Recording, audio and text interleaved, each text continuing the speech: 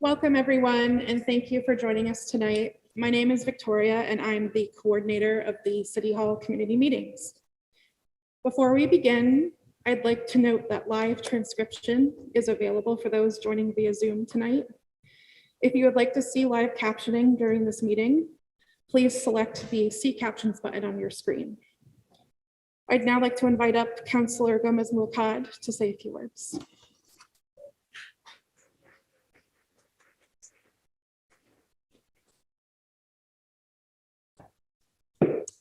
Good evening. It's so great to see everybody. And actually, I'm meeting some staff in person, except via Zoom. So this is very exciting. I'm here to just listen for your input, hear what you have to say. I'm grateful. I thank the mayor for giving us this opportunity to listen to community input, which is so important. And we have so many smart, very involved citizens here in this community trying to make it better. So thank you. And I pass on the baton to a great mayor here. Is that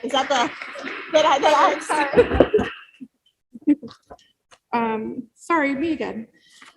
Just a few additional housekeeping items before we begin. Bathrooms are located, if you didn't see, outside on your left, once you walk out of the cafetorium. Elevators are also on the left. Everyone is welcome to pizza and refreshments, which are in the back corner there. I do want to note that tonight is our first ever City Hall community meeting in a hybrid format. So in addition with you all here with us in person at the Kennedy School, residents are also tuned in online. Our agenda is quite packed tonight. Presentations will not be taking too deep a dive into any subject and will primarily focus on main updates. So for the sake of time, we've established a process for taking questions. Once each speaker finishes their presentation, they will first take up to 2 questions from the live audience. To those here in person, please raise your hand and either I or a staff member will bring over the wireless microphone for you to ask your question. Once that's done, we will take 2 questions from those online who are writing in their questions. For everyone on Zoom, please write your questions in the Q&A area on your screen, and questions will be read aloud by myself or a staff member to be answered by the presenter. For those on Zoom, please also make sure to turn the microphones on your devices up, as we're working against some background noise here in person. We'll all do our best to enunciate and speak slowly and clearly. If we don't get to your question initially, please hold on to it. Upon completion of all presentations, we'll open up to a general Q&A, starting with any remaining questions online, and then moving to those from here in person. Around 8 o'clock, the meeting will come to a close. And if you have any remaining questions, we ask that you email them to cm@somervillema.gov, and we will respond to those questions in the coming days. Tonight's meeting is also being recorded by City TV and will be up in the next day or so. Thank you for taking the time and being gracious with us as we experience and go through this hybrid meeting for the first time. And I'd now like to welcome Mayor Ballantyne.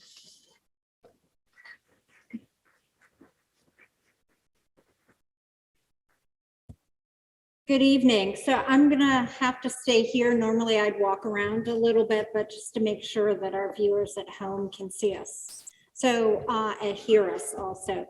So it's wonderful to have everybody here this evening. I just wanted to ask a couple of questions up front so we can figure out who's in the room.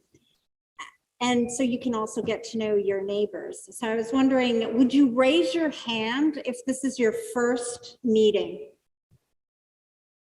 Oh, wonderful. Thank you. Would you raise your hand if you've, oh, excuse me. And I also wanted to introduce that the Councilor at Large, Kristen Strezzo, is here. Apologize, Kristen. Yeah. Would you raise your hand if you've lived in Somerville a year or less? Okay, welcome. Would you raise your hand if you've lived in Somerville 2 years or less? Okay. Now, how about 3 years? How about, I'm going to skip the 4, but you can come in. Between 5 and 10 years, would you raise your hand? 10 and 15?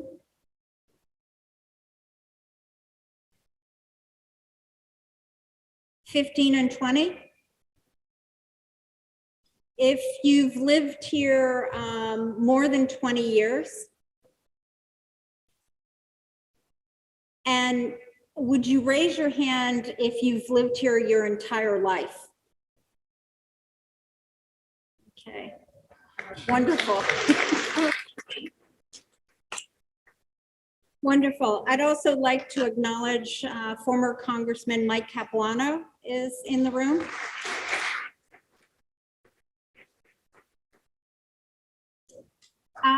Would you raise your hand if you have a dog? Okay. Would you raise your hand if you walk primarily in Somerville to get around? You use public transit. You use your bike. You use your car. Okay. Does anybody want to throw a question out there they'd like to know? Okay, was it, how many people have cats? Raise your hand. Oh, yes, yes. So how many people have children? How many people have children who are in the public school system, attend Somerville Public Schools? Okay, great. Okay, well, thank you. And then I guess is, you know, if you can turn to your neighbor who's on your right and say hello and introduce yourself if you don't know them.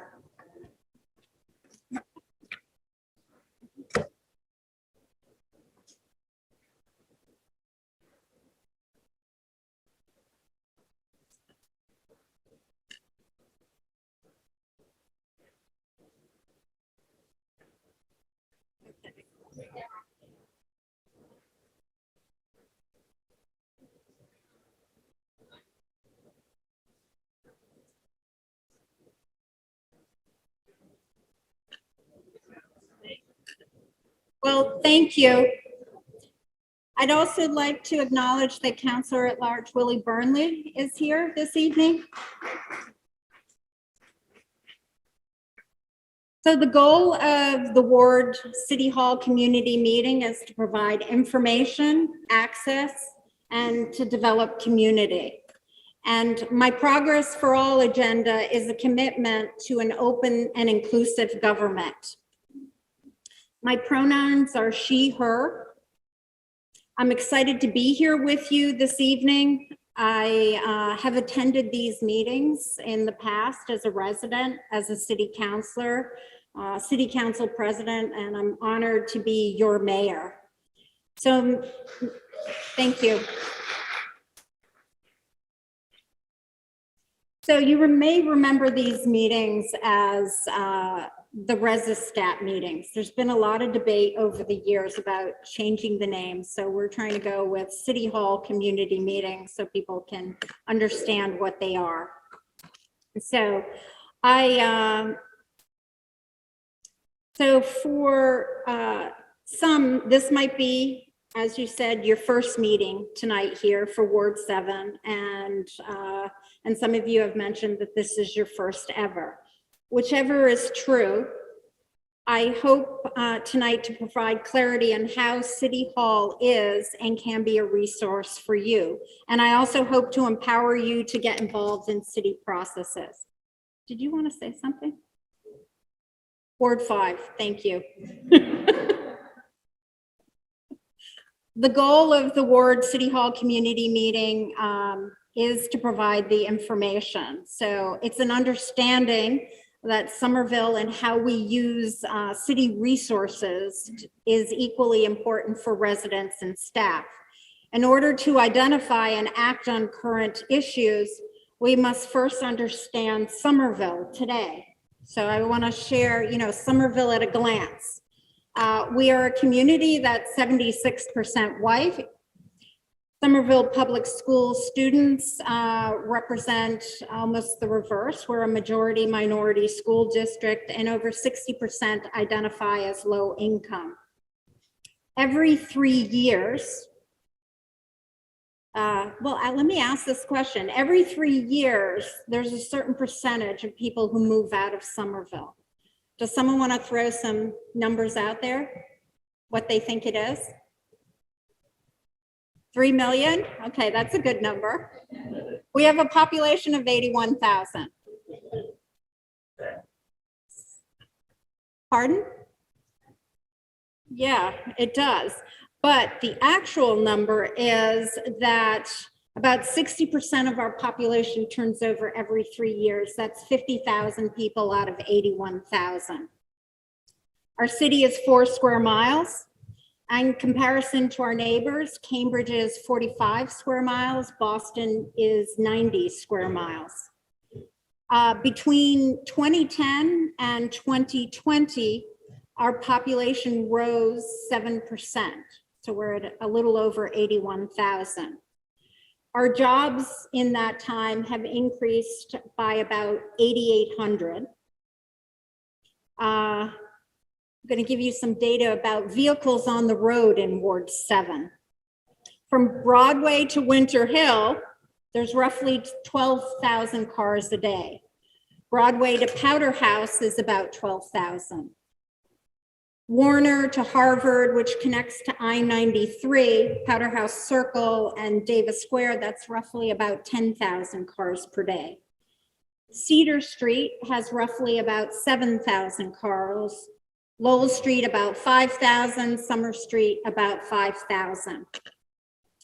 And in the last decade, around 2013, our annual budget was almost 185 million. This year for the FY23 budget, we're at a little over 309 million. These statistics confirm significant change from where we've been and where we are as a city. It's up to us to act on what we know. These community meetings are in step in the right direction. They allow city departments, and our department heads will tell you their story for you and our residents and to keep you informed. We also want to make sure that there's access. So you have access to the same people I have access to. And it's multifaceted. We must make every opportunity, I feel, that you do have that access. Our community is changing. I'm establishing systems that give residents access to the change around them, from developers to employees, job seekers, workforce development pipelines, youth, and more. It's rooted in affordability, which includes both housing and jobs. It's the ability to live, work, and do business in Somerville. We're working to connect people. This past spring, I hosted a forum with developers and unions. So you can all see the construction that's happening around us or that is being planned because you've been in those community meetings. So what I'm trying to do and what my staff is helping us do is to make sure that you also have the access to and that you know who's coming in. So union workers wanted to make sure that they knew the developments that were coming in. So we invited the developers and they met with the union labor force so they knew the pipeline of projects that were coming in. That was the first of its kind. And I'm going to continue doing those, one in the spring and one in the fall. Our next one in the fall is going to be with nonprofits. So nonprofits and art space know the projects that are coming in and that there's workforce development opportunities.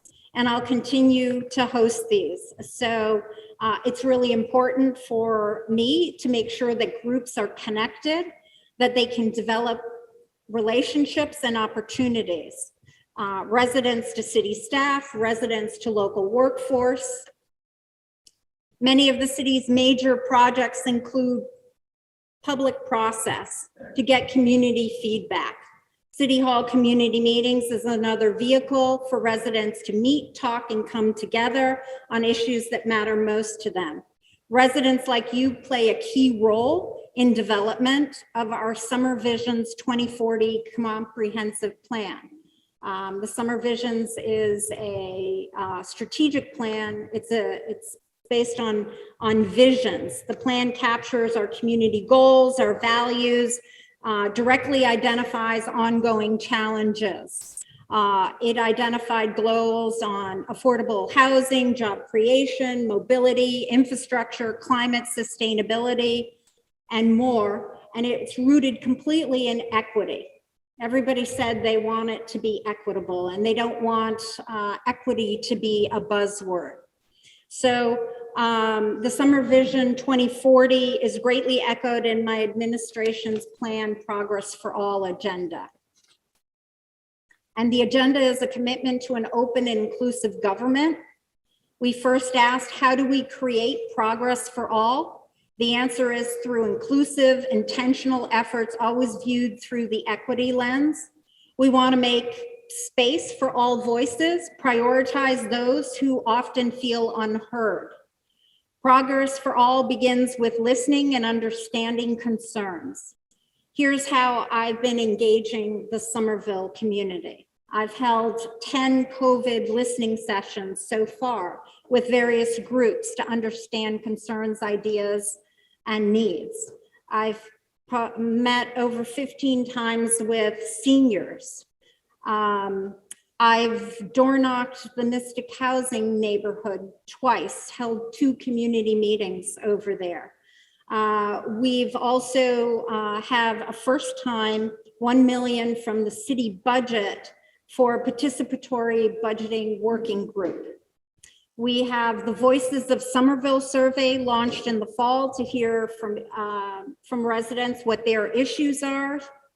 I've met probably 10 times with various youth groups, whether it's through job working and hear what they want, to a community teen center and more issues that affect them.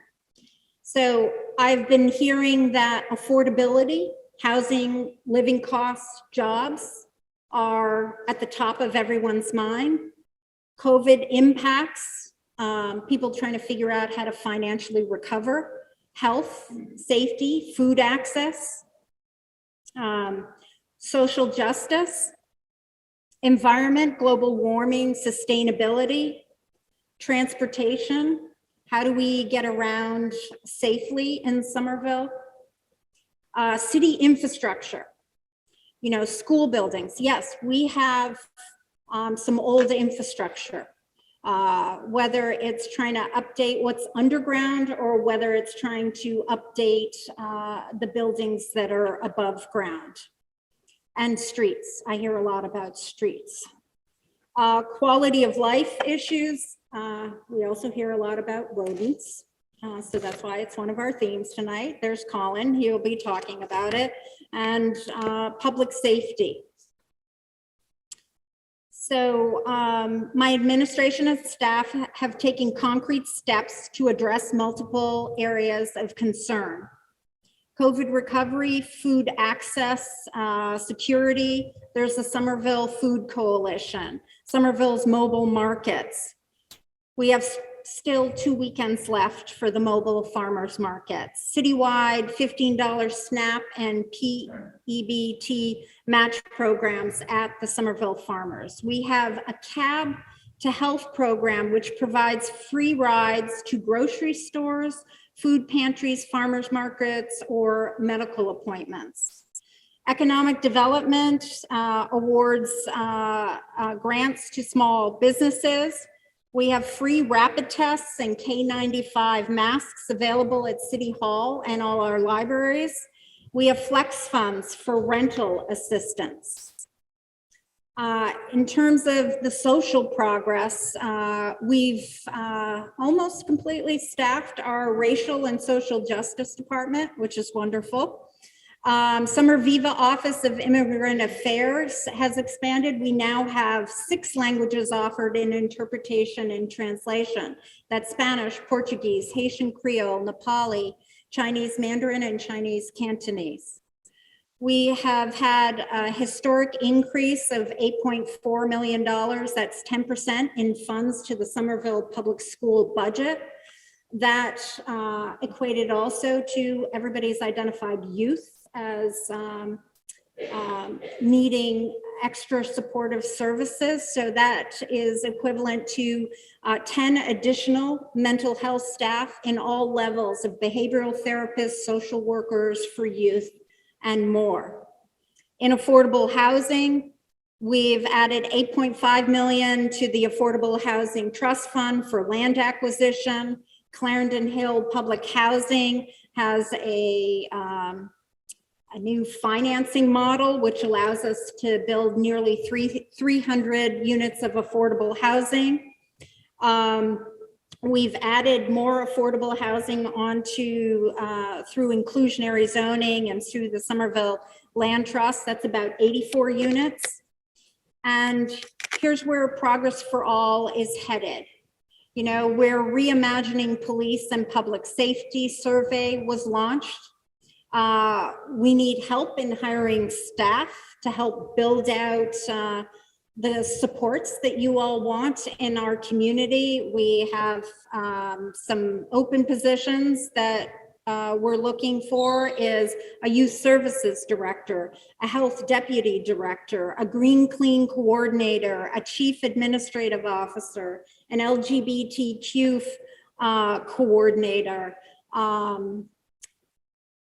crossing guards we need, and I'm sure staff will tell us more. And if you have concerns that are not mentioned tonight, we are here tonight and beyond to talk with you. Know that we are hard at work in numerous areas and we are actively assessing all city activities.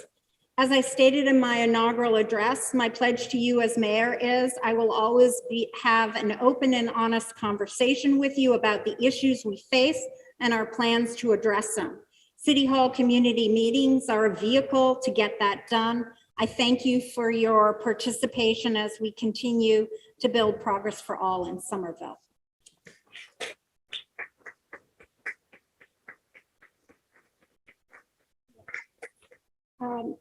So we're going to take a couple of questions now. Please know you can ask questions at the end too, because we will have a Q&A at the end. Yes.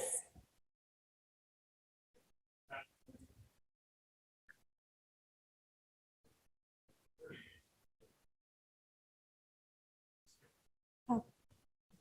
You know what? They're going to look for the microphone to give it to you. Thank you.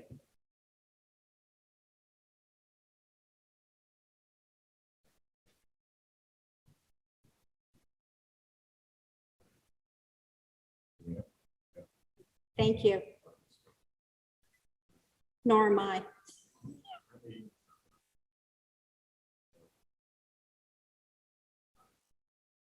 Living in Somerville, it's been a great place to live.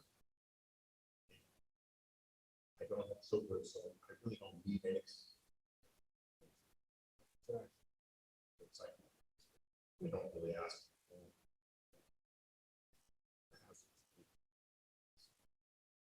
Okay. So we used to have hazardous waste drop off the city. This is a problem. One citizen that's on.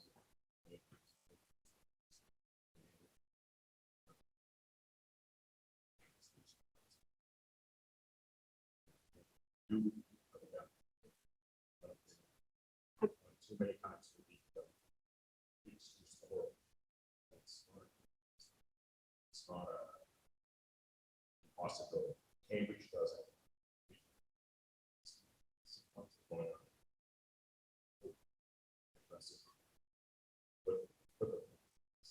Because without your attention, it's not going to be done. Stories really spend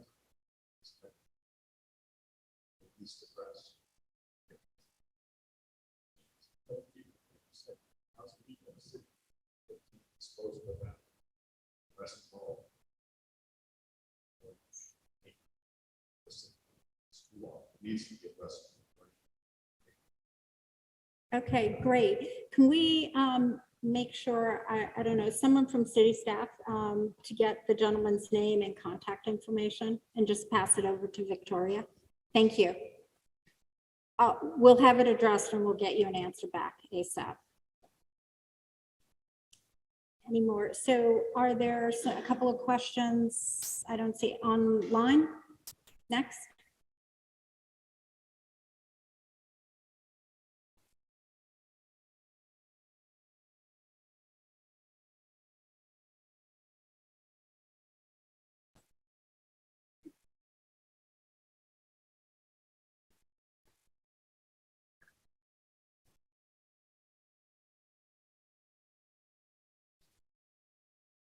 Can you just talk on the mic?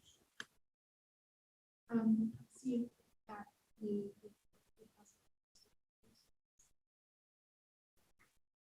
I am going to leave that for Tom Galligani. Did we lose jobs? I would say the metric that Tom, is that I was looking at the growth. So I guess, did any companies close down or anything?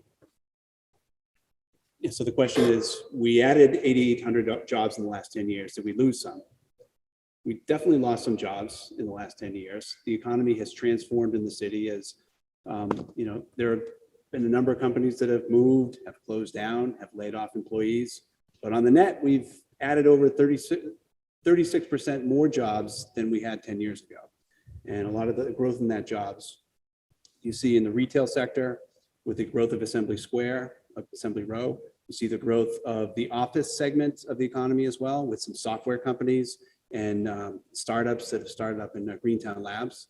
And you've also seen quite a number of new biotech jobs, life science jobs that have located in the Boynton Yards right now and soon to come throughout the city. But it's been a tremendous increase in jobs in 10 years. Oh, I'm sorry. Thank you, Mayor. My name is Tom Galligani. I serve as the acting executive director of OSDCD. For the last 6 years, I've been the director of economic development for the city. Thanks, Mayor. Yeah, thank you. All set. Okay. So next, I'd like to introduce Erin Noel. She is our community engagement specialist for the Office of Sustainability and Environment.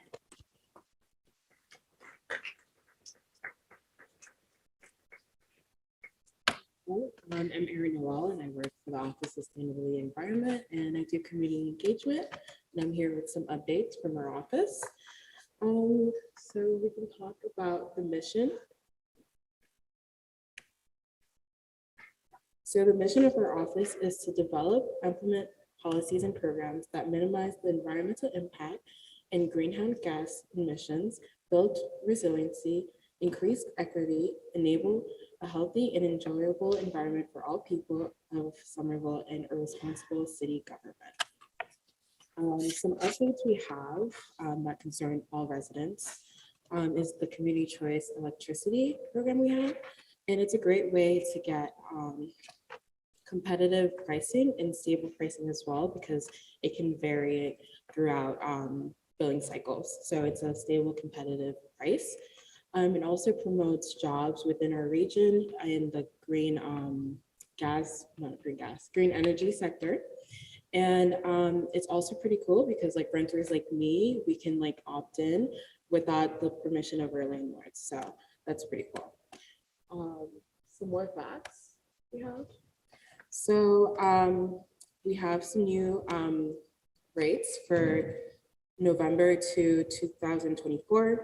So we're gonna double the amount of renewable energy that will be brought in. We're gonna stay with the same supplier, which is Direct Energy. And then you'll continue to receive one bill from Eversource. So you'll never have to like worry about a bunch of different bills coming to your house. And also just for precaution, you'll never have like a city employee knock at your door or call for like information. If so, that's a scam and you should probably call 311 about that. You also get to choose from free products. You can literally do nothing and you'll be in the 20% renewable. You can choose the basic product, which is the lowest rate, and you'll save about 36%. Or you can opt in, which we would very much appreciate because you get 100% renewable energy. And for more information, you can visit, I got cut off, but it's cce.somervillema.gov. The next update we have is you can become a climate ambassador, which is basically a program that we've been piloting for the past couple of years with our office. And basically we look for city residents. You get to come in for about 6 weeks and you talk about different topics. This iteration of the program, we're looking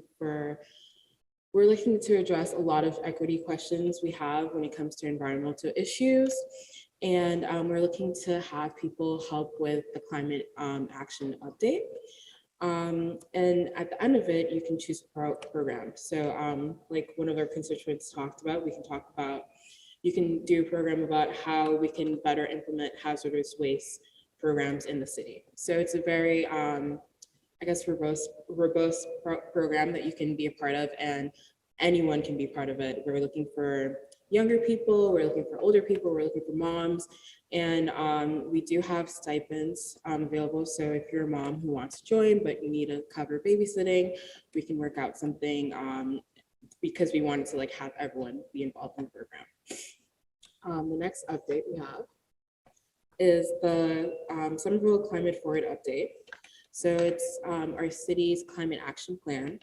And we're very much prioritizing equity, mitigation, adaptation, and resiliency. And we're updating the plan throughout September 2023. So that's till next year, I believe, yeah. And we just want to tap into the community and hear what your concerns are. Are we doing great? Are we on track? Do you think we can do more? What can we do more of? What would you like to see? What would you not want to see? And you can sign up today. You can come and give me your email, your phone number. You can even give me comments right now if you want that. Also, one thing I didn't point out from the last slide, if you scan the QR code, you can also put your contact information for the climate ambassador, but also for the climate forward update. And it has a little quick hyperlink, so it's not super long. You can type that in real quick. And that's about it. So you can contact us. Next slide. So you can contact us from our website. You can email the general email for the office. You can email me personally. You can sign up for the newsletter, and you can also scan the QR code, and you'll have all that information.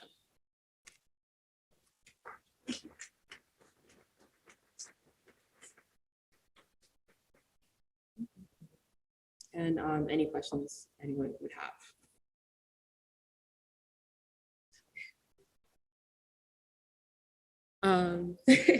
No, there's no age limit. We're looking for all ages. So if you'd want to join, of course, with your parents' permission, you could definitely join.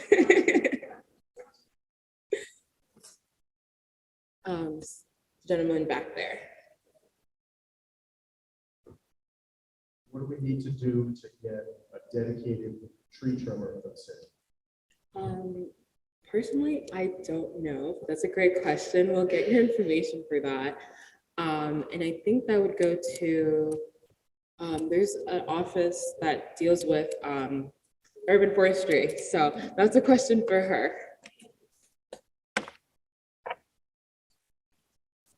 Louisa will answer your question. Sure.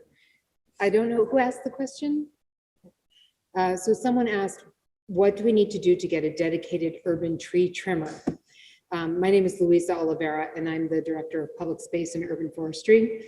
We do have 2 arborists that work in our department in OSPCD and a tree warden in the DPW, and we do have tree trimmers.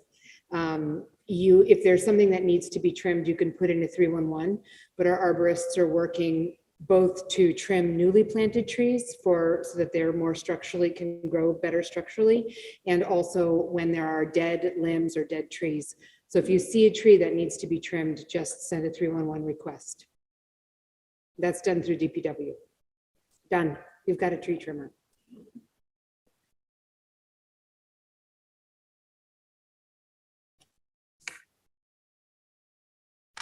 And I guess the next person is Tom from Office of Strategic Planning and Community Development.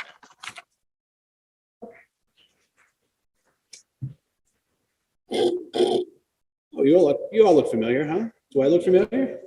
I'm Tom Galligani. I serve as the Acting Executive Director of the Office of Strategic Planning and Community Development, otherwise known as OSPCD. OSPCD is the city's planning and development agency. We have a team of over 70 professionals and lead a large and ambitious portfolio of responsibilities that focus on the city's future. Our staff is committed to developing projects, policies, and programs that help create a future Somerville that improves the life of our constituents. Next slide, please. We're organized into 7 organizational divisions that focus on economic development, housing, mobility, housing stability, planning, preservation, and zoning, public space and urban forestry, and our administrative unit. And I just wanted to point out some staff in the audience. Raise your hand when I call your name so people can see who you are and where you're at. Rod Rawson, our Director of Mobility. William Blackmer and Jen Mancia, who both are economic development planners. Luis Oliveira, you just met, in public space and urban forestry. Ellen Shackner, who is our Director of the Office of Housing Stability. You'll hear from her in a few minutes. Sarah Lewis, our Director of Planning. Luis Roldan, who is our Strategic Planning Equity Manager. Who am I missing? Mike Faloni, who is our Director of Housing, hiding behind Louisa. You're going to hear from some projects from 4 different divisions. You're going to hear from Brad later on. You're going to hear from Ellen later on. I'm going to talk about economic development and planning projects. Next slide, please. Our economic development division focuses in 3 different program areas. Workforce development, where we fund training programs for our residents so that they can get better jobs. We also try to connect people with industries that are growing in Somerville, particularly life sciences, and also construction trades is a focus right now. We do business development. Mostly that's focused on small mom and pop, small businesses. We also have some sector-based initiatives in the life science industry and also in the green tech collaborations with the folks at Greentown Labs. And then finally, we do real estate development. So that's everything from assisting large developers navigate their projects through so that we can see the transformation that we've seen in Assembly Row and in Boynton Yards and in Union Square. And we also do the work of buying, selling, and leasing property on behalf of the city. Next slide, please. And one of the big projects that's impacting your neighborhood here in Ward 5 is the Armory. And we bought that Armory about 1.5 years ago in June of 2021. And we're in the process right now of doing a master plan. We've hired a consultant and we've got a team of folks in the advisory committee, including Councilor Gomez Mouakad, who participates to help shape and make recommendations on the future reuse of the Armory. We bought it for the goal of making this a community arts center, and we're trying to figure out what kind of form that takes. So we've got more work to do and probably about 6 more months of planning to figure out really what the special sauce is going to be for the Armory. If you want to learn more about the Armory, you can go on the project website, which is behind me. You can also just Google Armory Master Plan and that's the top hit. You'll get right to it. So if you want to comment, you have an idea or have any thoughts about attending a meeting related to the Armory, that's the place to check out. Next slide, please. We're going to talk a little bit about planning, preservation, and zoning division. And as the name implies, we do planning. We do long-range planning. Around the city, there are a lot of areas that we're planning right now. Assembly Square, we have a neighborhood plan process underway. We are also working in Davis Square and finishing up the Davis Square commercial area plan. Brick Bottom, we're doing a plan right now, and more to come. We are constantly doing plans, trying to think about the future of those neighborhoods.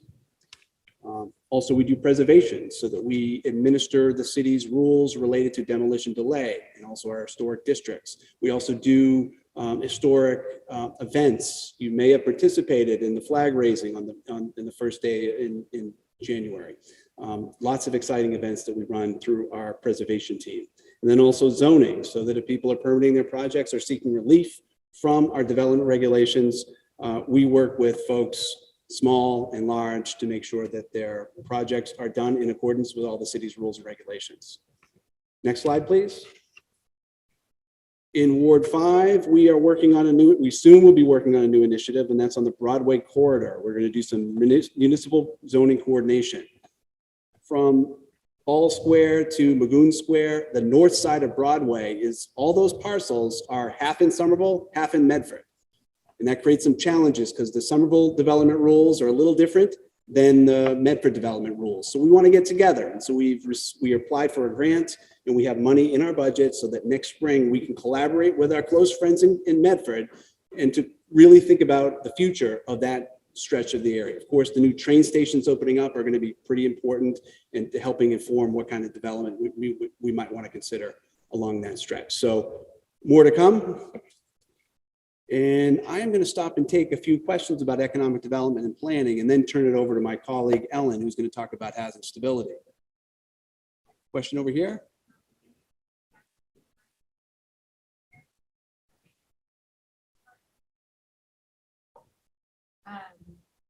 Again, my name is Jackie. I'm a parent of a kindergartner and a third grader in the public schools here.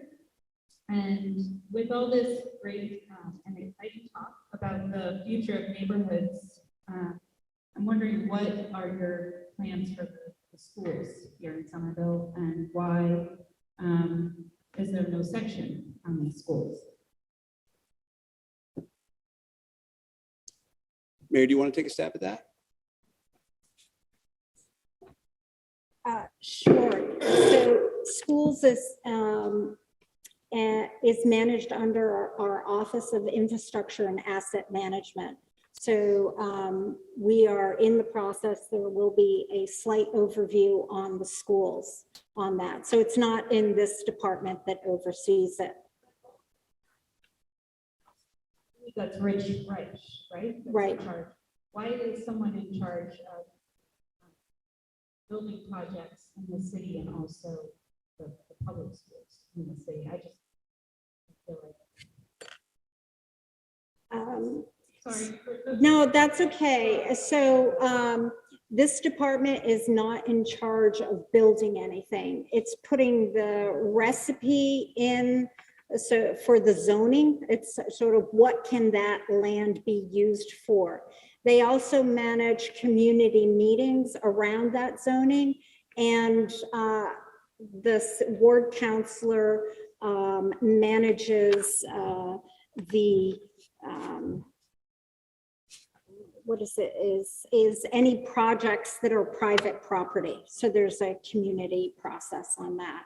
But so I'm not punting, I will just give it at a high level. As I said earlier, we have a lot of assets. We own the underground, we own the above ground.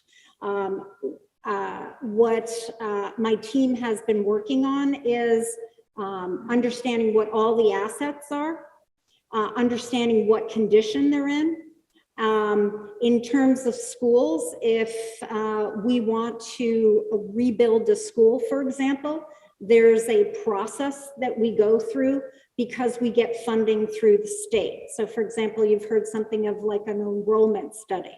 We have to figure out what are the projections of enrollments 5 years down the road, 10 years down the road. And once we know what the projections are, then we can then plan on how we're going to work within the assets. Why do we do the enrollment study? As it's a requirement by the state when we are building a new school. So the first step in the process is the enrollment study. We funded that for the school budget. They are doing an enrollment study. At the same time, on the city side, that's on the school side. On the city side, we're looking at our assets, trying to assess where things are now, and then trying to figure out where we can get money to improve our assets. So there is a department that manages the assets, and we know that schools are one of the assets that needs to be invested in.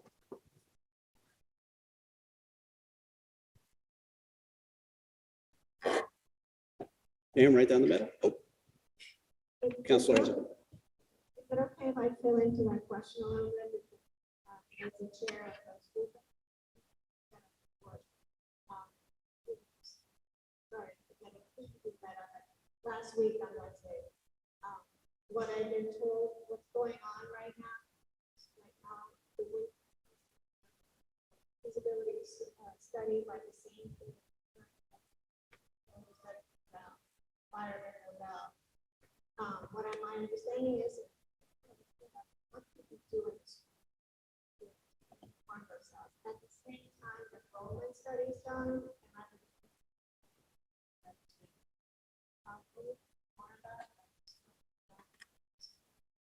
I cannot move over steps, but I have the information, so I can plan on that. And I am just running.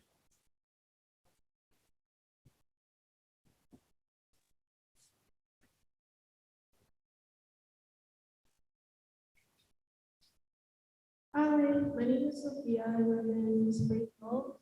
I'm really concerned about rents increasing and the numbers of jobs that you're describing that the city is pursuing to bring into the neighborhood, especially life sciences. We've already seen that big tech and life sciences have really increased the rents in all neighborhoods in the Boston area. So I'm curious what guardrails that you'll have in place. Sure, Ellen will also answer this at some point. To make sure that rent continues to stay affordable and stable, and the influx of more jobs even in closer proximity to within Somerville. I'm also curious if the retail jobs in Assembly Square are most of the workers that work in retail living in Somerville. Yeah, my question is mostly around how will we keep rent affordable? Thanks for your question. The question generally relates to keeping rents affordable. And despite all this growth in economic development, we're definitely concerned about that. We're also facing a challenge in the region where we're not building enough housing to meet the demand for housing. So it's a problem that the whole state, the whole region is facing along with Somerville. Thankfully, Somerville is doing much more than our surrounding communities to address this challenge. We have development impact fees where these developments, these large commercial developments, pay into our Affordable Housing Jobs Trust so that we can use money from those development projects, from those developers, to create permanently affordable housing in all shapes, sizes, and rental and home ownership as well. And then we have set up an Office of Housing Stability, and you're going to hear from Ellen next, who's going to dive deep into all the different programs that they offer to keep people in their homes and to support them so that they can stay here in Somerville. Mayor, do you have a few more I just comments? wanted to ask. We have to use every tool possible that there is. And so as a municipality, we have to use every ordinance or every law that we can do. We have worked on that and done that right now. We also need to give pressure up to the state to allow them to allow us to do laws, whether it's on rent stabilization, whether it's on real estate transfer fees.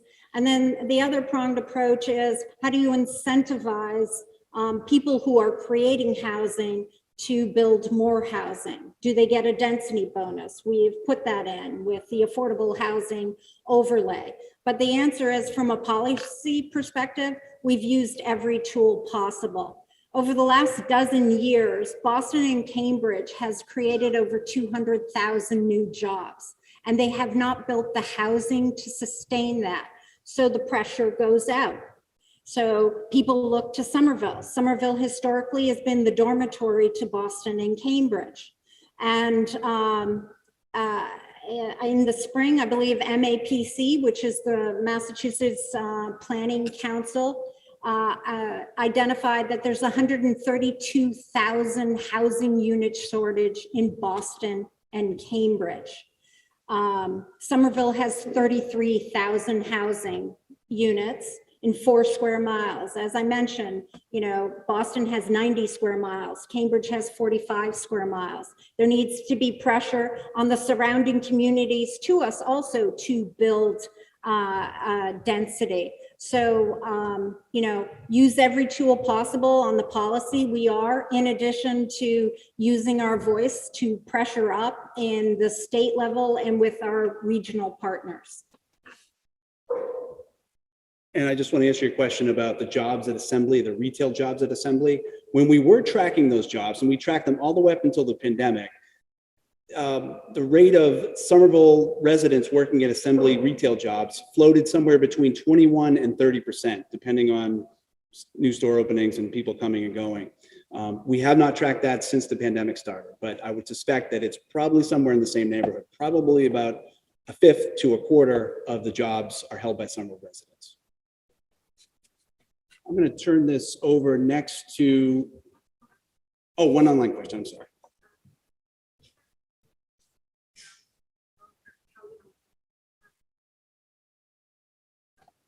The question is there a high-level plan for how development will occur across the city? And our guiding document has just been updated, and it's Summer Vision 2040. We went through a process about 2 years ago of updating Somerville, Summer Vision 2030, which took place about 10 years ago. So that is the basic building blocks for how we think about growing our community. And we think about it in terms of really 3 different kinds of areas. Transformational areas. Those are the areas like Assembly Row or Boynton Yards, where you've got a total transformation of the types of land uses into something new, from, let's say, junkyards and Boynton Yards to hopefully the future will be much more people-intensive uses, housing and retail, housing and life sciences particularly. And then from there, we break down and we do detailed plans of each of our neighborhoods. So we look into the Assembly Square, we look into Union Square. About 5 years ago, we did a significant planning effort to really dive deep and figure out what are the specific kinds of uses that we want to see and how do we combine those uses so that we have a really thoughtful, vital place that supports jobs, creates housing opportunities for everybody, creates the kind of open space that we desperately need in the city, and that really puts all those pieces together. I hope that answers the question. There is another question. Do you want to take it? Should I take it or should we wait until the end? Or? Excuse me? I think we have time to take it. Why don't you?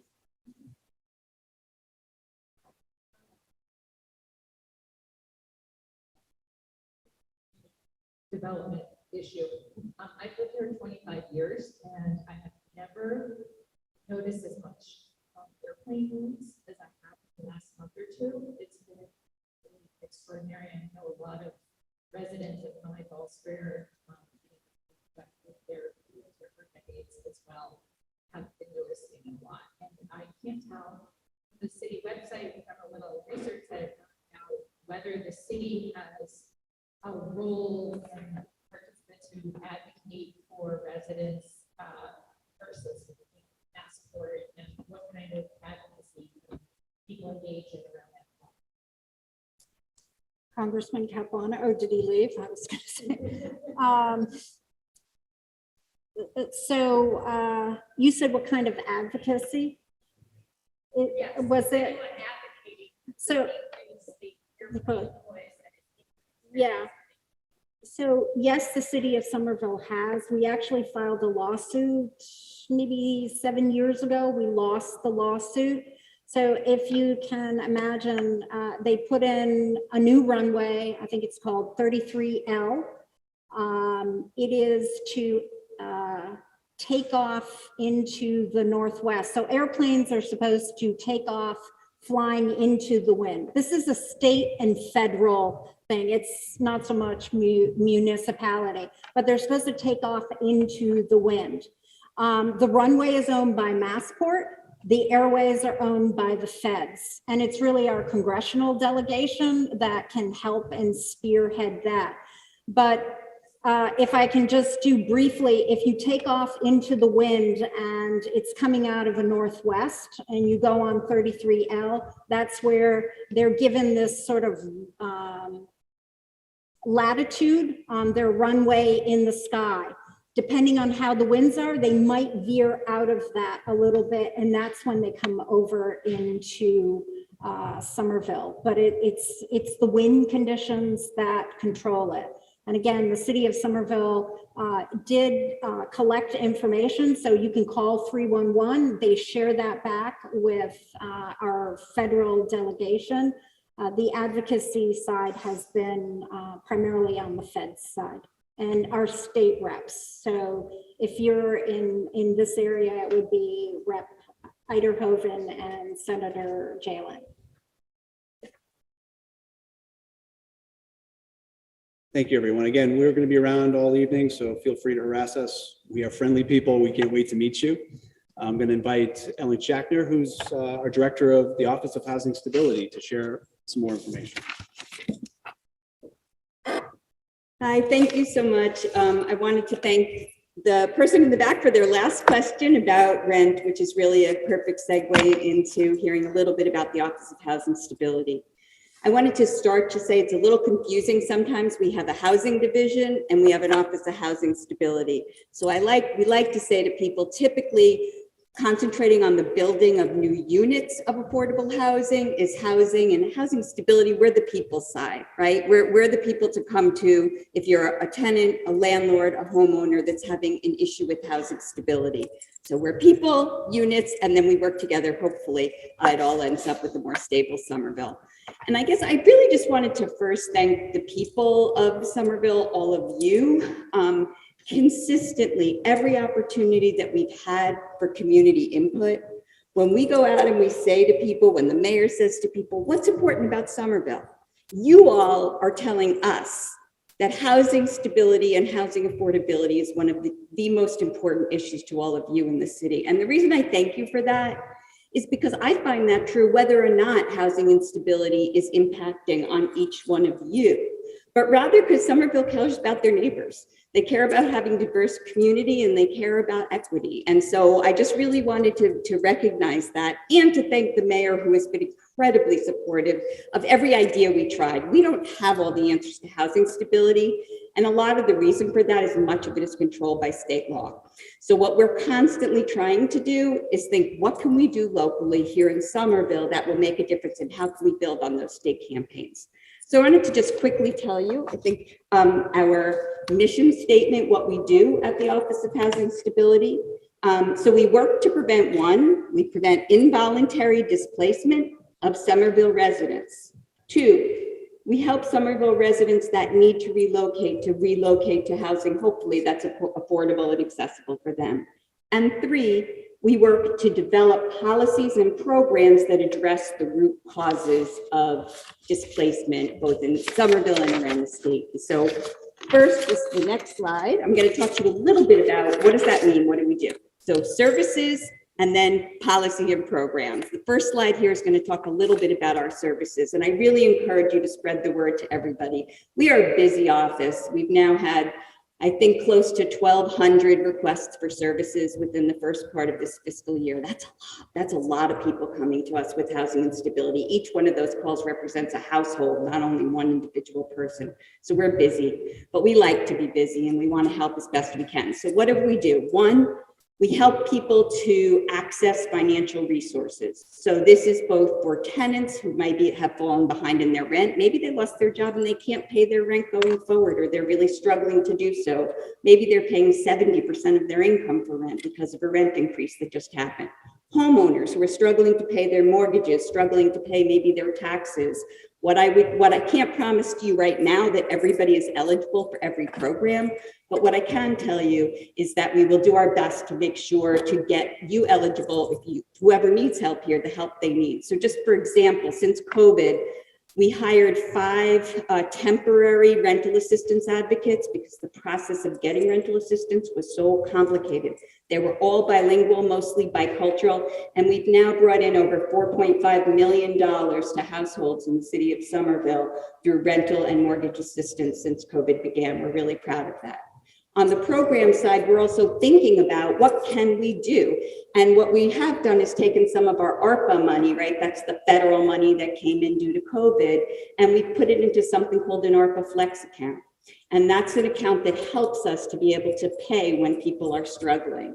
And so we're trying both, again, what are the programs we can put in place? What are the financial resources we have available to help people now concretely, immediately? Rental assistance is a big one. We provide case management to stabilize tenancies, and we do a lot of housing search. So for example, if a low-income tenant gets something called a Section 8 voucher, people may know sometimes you have to wait 10 years to get those, but where the federal government pays most of your rent, you pay 30% of your income.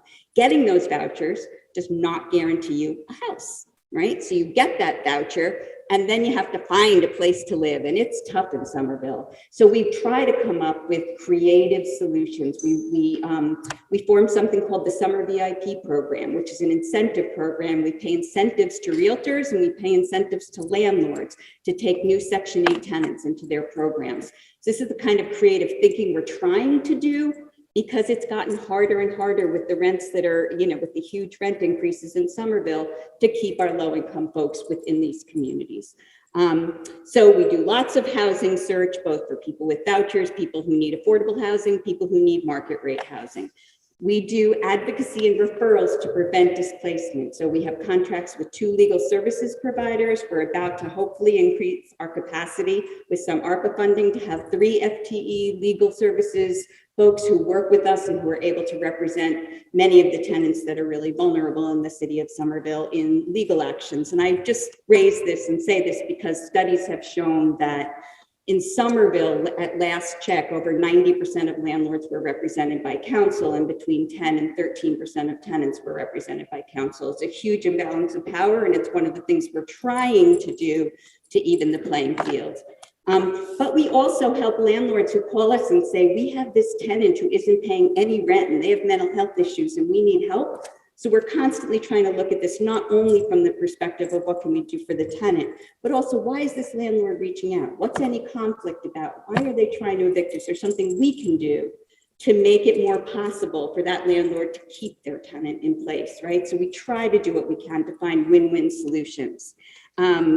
We also do foreclosure prevention with our legal services contracts. So if you know anybody that is struggling, either potentially facing foreclosure or large taxes, please feel free to call our office and we'll try to get you an attorney through one of our contracts. We do a lot of outreach and education. Some of you may have heard that we passed a new provision under something called the Housing Stability Notification Act.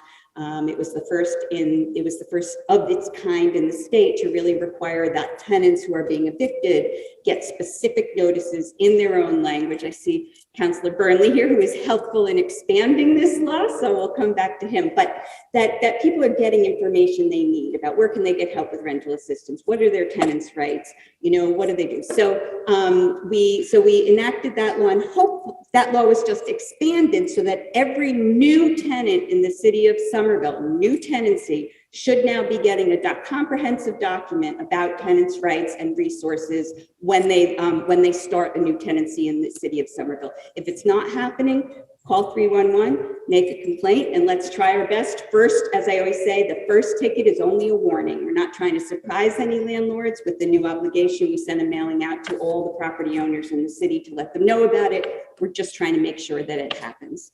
And in terms of direct services, we also give advice, information, workshops, and trainings for tenant landlords, tenants, advocates, etc. So if you know any community group that is really interested in having us come out and do a training around landlord tenant law or know your rights, happy to do so. Now, for the next slide. I also just wanted to talk about the really challenging piece of the policy question that was asked about what do we do about the rents.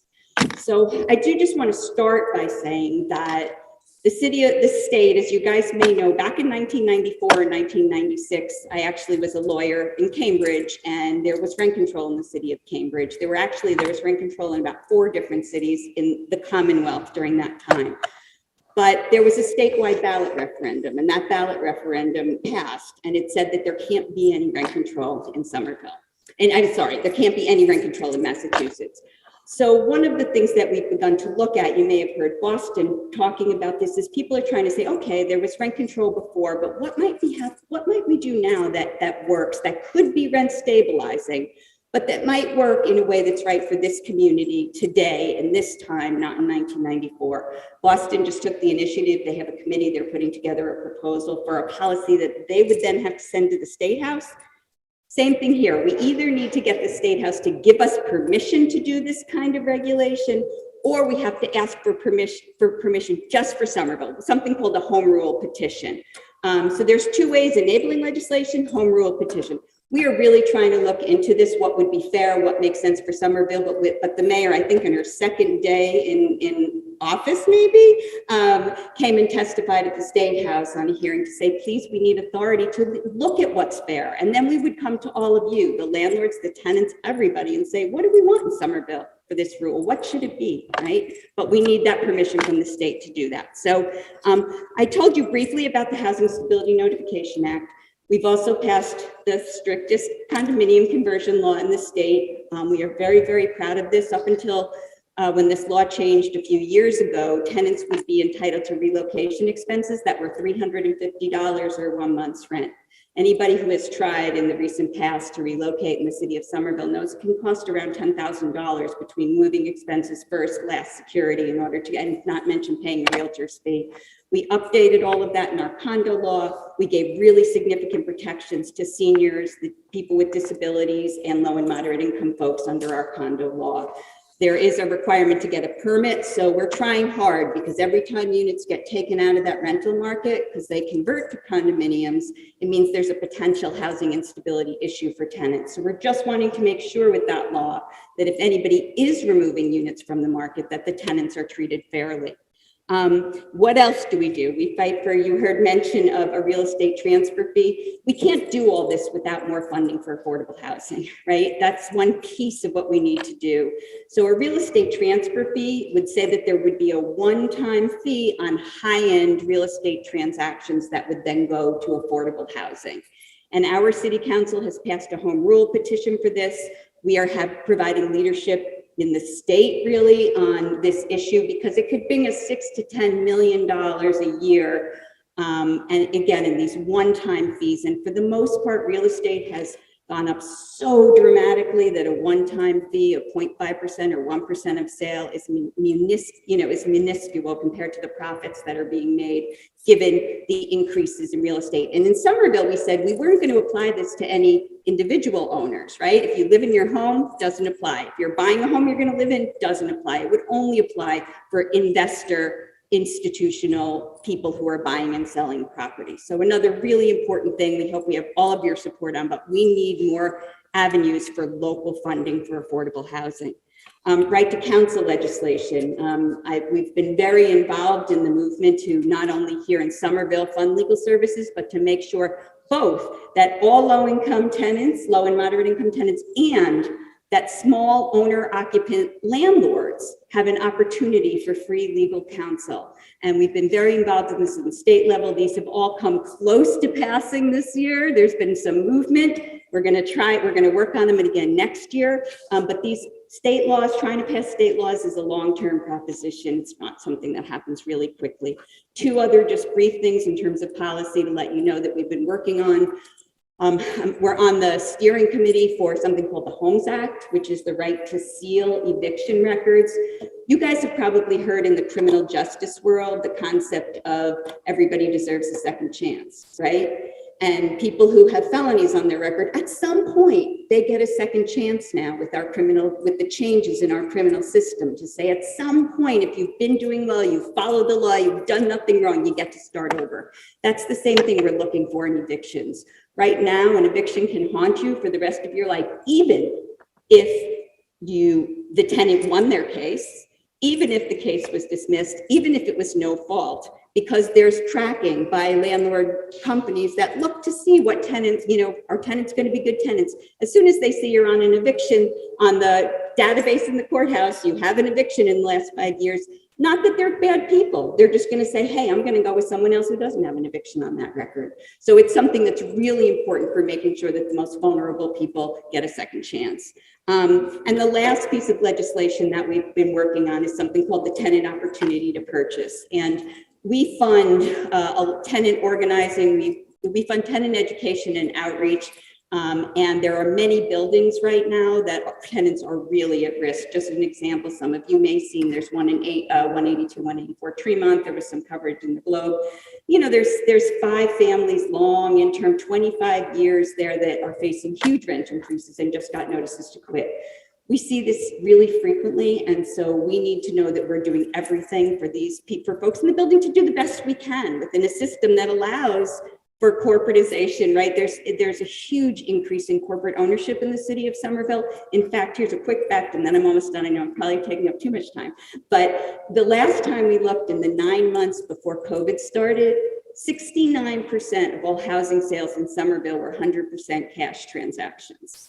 Think about that. Think about what that says, right? For who is purchasing up property. It used to be, it was small Somerville landlords, right? Or maybe Somerville Medford, not anymore. Now it's LLCs that are international, that are national, that have different kinds of weird ownership structures. You can't even tell who the owners are half the time. So anyway, TOPA is another piece of legislation, the Tenant Opportunity to Purchase Act, which if passed at the State House, would say that any tenant or a nonprofit organization could pay market prices for a building, right? But then buy that building either with the nonprofit or the tenant before it can go out in the open market. There are so many buildings where I think, God, if we had that sale ahead of time, brought a nonprofit in, see if they could buy it, we might have been able to preserve those tenancies. So that's just another piece of the puzzle of keeping people in Somerville, is making sure that they know when their buildings are up for sale and that there's an opportunity to see, hey, can we come together as a community, and do we have the resources to keep this affordable for folks where we're in these buildings? So that's like a basic overview of some of the policy work that we do, some of the individual services work. We are always open to talking to you, hearing your ideas. It's a tough issue, and we're constantly trying to figure out all the different ways that we might be able to help. So yeah, so I think that's it for now. And unless anybody has any questions.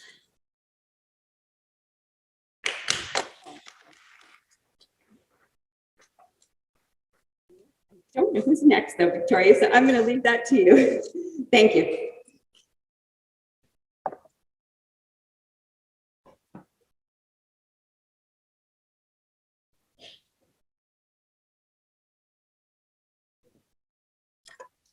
You can ask a question? Yeah. Please do. Commentary. Oh, okay. Hi, everybody. Willie Burnley Jr. here, Somerville City Councilor at large, Ward 5 resident, Lagoon Square in the house, somewhere. Definitely somewhere, one of you. Yeah, I just want to say that Ellen is amazing. And if you want to basically read everything that Ellen just talked about, there's a wonderful exhibit in Somerville right now at the Armory called Evicted that goes over a lot of these statistics. One of the ones that Ellen alluded to is that over $2 billion worth of property in Somerville is owned by LLCs outside of our community, outside of our states.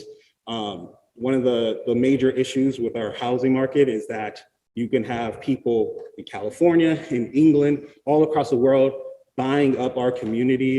If folks read the article about Elon Sassoon, who is buying Union Square at this moment, a multi-millionaire heir for hair, which is very weird. We need to know that housing is one of these issues that connects everyone in Somerville, whether you are a low-income person, whether you own your home and you can barely keep up with your mortgage. We need to come together and fight for it, because it's really the state and some really corporate capital that is getting in our way right now. And we need to do this for the future survival of our city. And I'm very thankful for the work that Ellen's office does, because they're really on the front line with CAS and a number of other organizations and keeping people housed in Somerville so that no one has to feel the pain of housing instability and eviction ever again.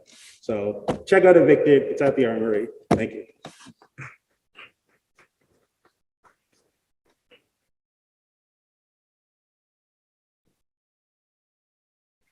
Good evening, everybody. How's the volume level? Okay. Thanks for hanging out. My name is Brad Ross, and I'm a Somerville resident, and I serve the city as Director of Mobility in Mayor's office. Brian, want to introduce yourself?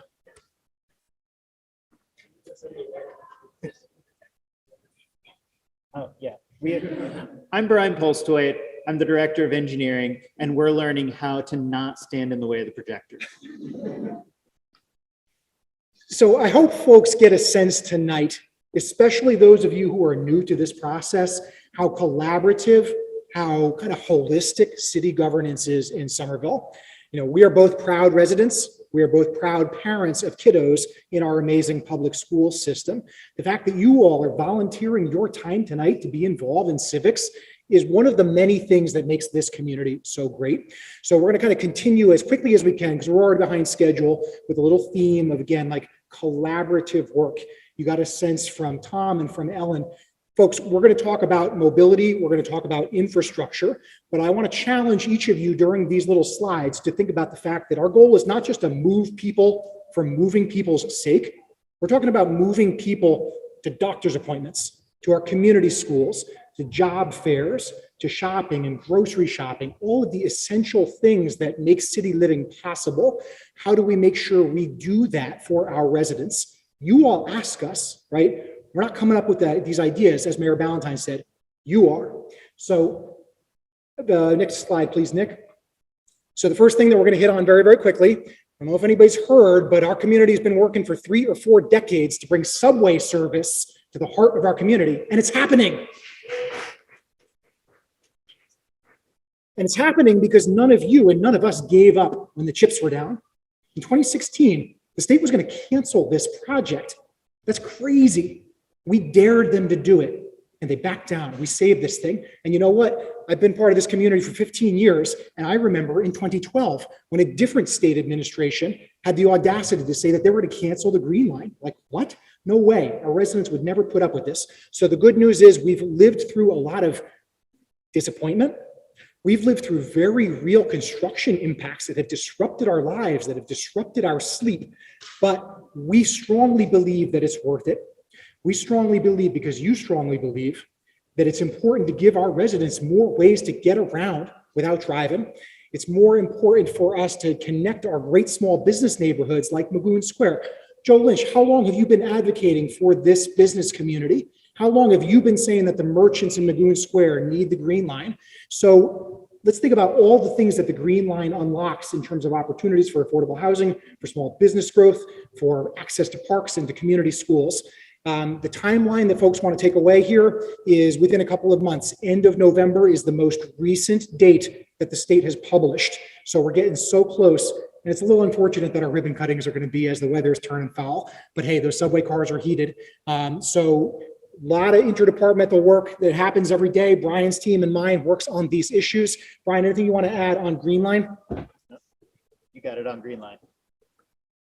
Okay, so stay tuned and keep the faith, and let's go ride those trains, and let's make sure that people are riding the trains to our business districts. We don't just want to be a bedroom community, as the mayor said. We want to bring new spending to our local restaurants, to our local retailers, especially the mom and pop ones who have been here through thick and thin. All good? Okay, next slide, please. Community path. Good news, it's happening.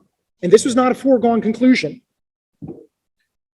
Again, the state could have canceled this thing. They could have taken the path away from the Green Line extension. And because our residents have this incredible ability to rally, to show up, to advocate for our community, the community path is being built. One of the things that we want to do is help people visualize getting to Central Library, up City Hall and the high school, having your kids be perhaps a little bit more free range. If you're an educator, having a choice to ride the subway or walk or ride your bike. And if you're just a local neighborhood resident, more choices to walk your dog without having to dodge traffic. So Community Path is real. It's going to open about a month, maybe a month and a half after the Green Line does. So again, as you kind of set your mental calendar, unfortunately, it's going to be like January 1st. But then next year, we're just going to have that many more options to connect the city. This path will run all the way downtown to the Charles River Pass. So for an intrepid, family that wants to go to the Museum of Science, you're going to have the ability to ride buses. You're going to have the ability to ride the train. You're going to have the ability to ride a bike without interacting with busy, dangerous streets. So that's just super, super exciting. We also want to use this Resistat cycle to help people understand that there's going to be a learning curve. The community path is going to be very different than what you see around Magoon Square today. Can folks see this picture?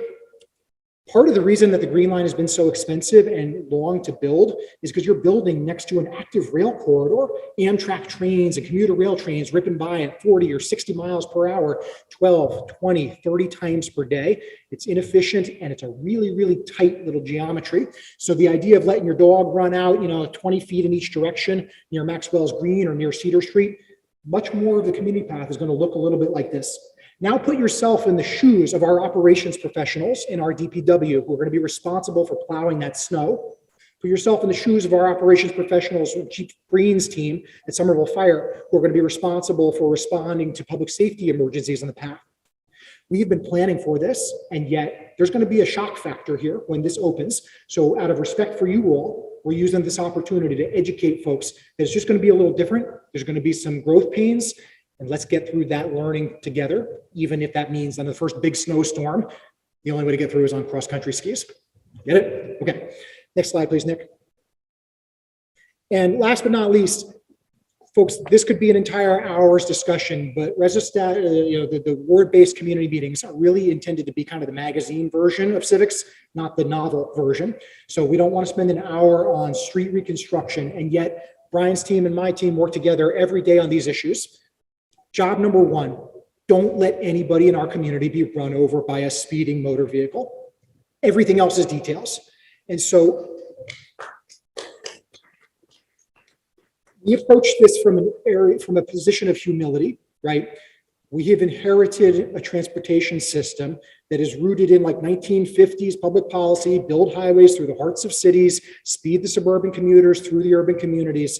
And that is created all sorts of problems. And again, our residents are demanding better and safer streets. And so part of our team's job is to deliver traffic calming solutions like you see today on Lowell Street. And yet there are consequences, right? So we're always trying to be very clear and respectful with our residents that it might take an extra 20 or 30 seconds to get from neighborhood to neighborhood, an extra minute or two to make it down Broadway from Magoon Square to Foss Park. And yet we think the trade-off is worth it because nobody should be run over on our streets, okay? Speed humps, protected bike lanes, certain types of traffic signal timing. These things are all established best practices. We didn't invent them, but we are learning from the best all around the world, all around the country, as well as in Boston and Cambridge. Brian, how big is your team these days? So we have a dozen engineers in our department now. And we just hired a new streetscapes PM over the summer to help me manage these projects more efficiently. But one thing that's really challenging is Brad's right. These are all really great new infrastructure tools that we're using in the city.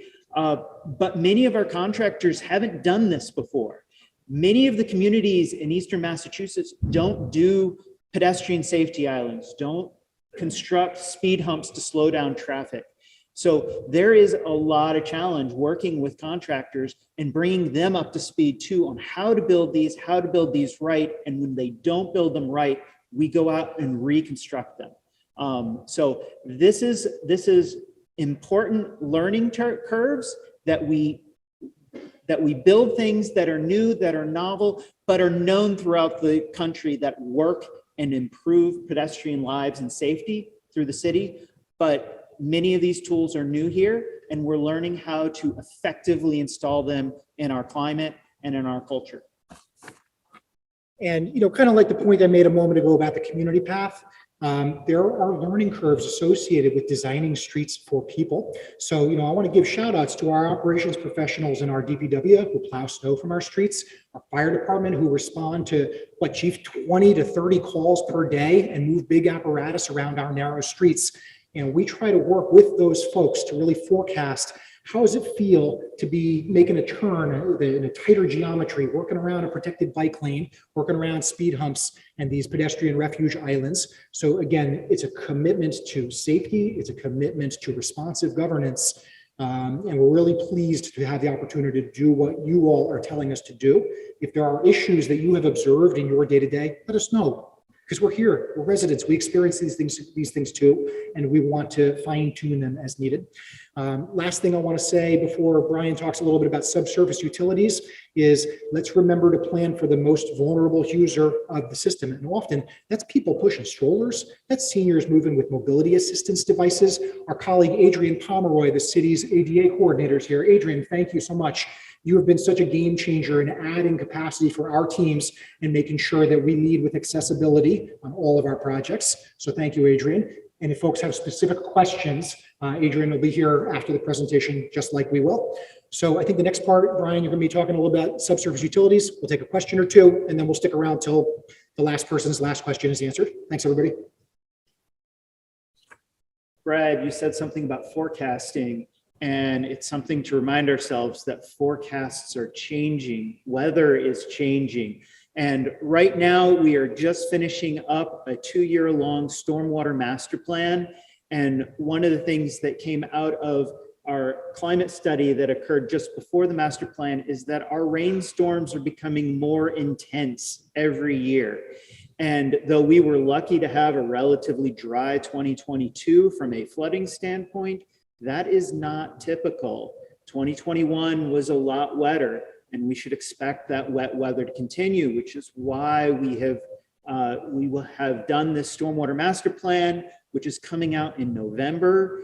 And that's going to be highlighting many of the projects that we had studied over the past year and pulled these into a priority so that we can start chipping away at the flooding that happens in Somerville, creating a safer Somerville all year round throughout all the weather as best we can with a 150-year-old infrastructure.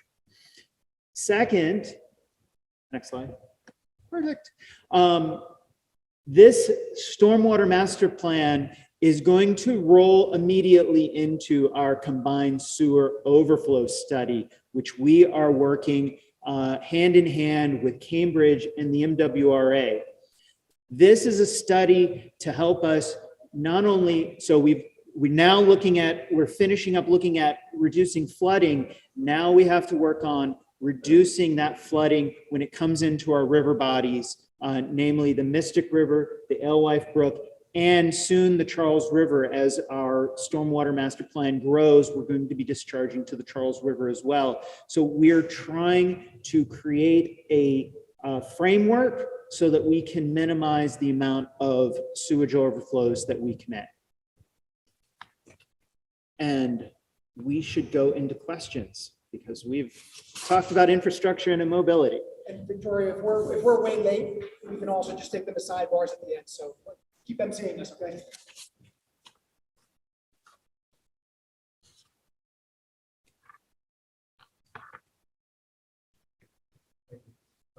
My name is Sam Feldman, and I'm there for third grader at the middle school. Speaking of people in front of the school run the red light. More all the time. Just go around the precedent.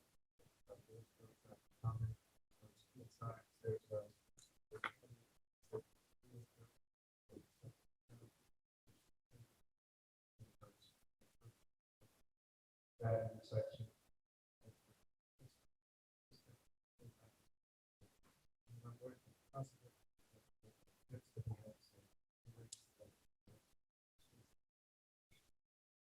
Thank you for the question, Sam. We are also concerned about safety at all of our schools. Back in 2019, the city was able to do some work at those locations that you just mentioned, but I would say that it wasn't enough. And so, for example, at Medford and Sycamore, next time you're at the ice cream shop looking to cross up the hill at Sycamore, if you look at the crosswalk across Sycamore, it's crazy narrow. We built big curb extensions, which reduce the amount of time that a pedestrian is exposed to traffic as they cross. And yet we weren't able to do the same on the main line of Medford. And so as we think about the future, those are the types of projects that we would want to work on with local community members, with the school community. Another thing that we've been able to do is plan for speed humps along Sycamore, including at the school itself. And so, the mayor talked a little bit about that 360 degrees worth of strategies. Ellen talked about it with housing stability. We think about the same sort of thing. narrower lanes, traffic signal timing, bump outs, and all those sorts of things. Right now, staff from Brian's shop and from mine are working on the traffic signal at Medford and Central. Councilor Gomez Mouakad has been a steady advocate for these issues and was asking me about it just last week. Councilor, we're working on those things. And so we'll have a new timing plan that hopefully reduces some red light running. But I want to be also humble about this. Every day there is risk. And although we are able to deliver 10 times the number of safety projects as we did just a couple of years ago, we still have such a massive backlog. We do depend on advocacy like yours, Sam. So Fire 311s, talk to us, come to these community meetings, and try to hold us accountable to continue to deploy resources in every Somerville neighborhood. I hope that's kind of a helpful answer.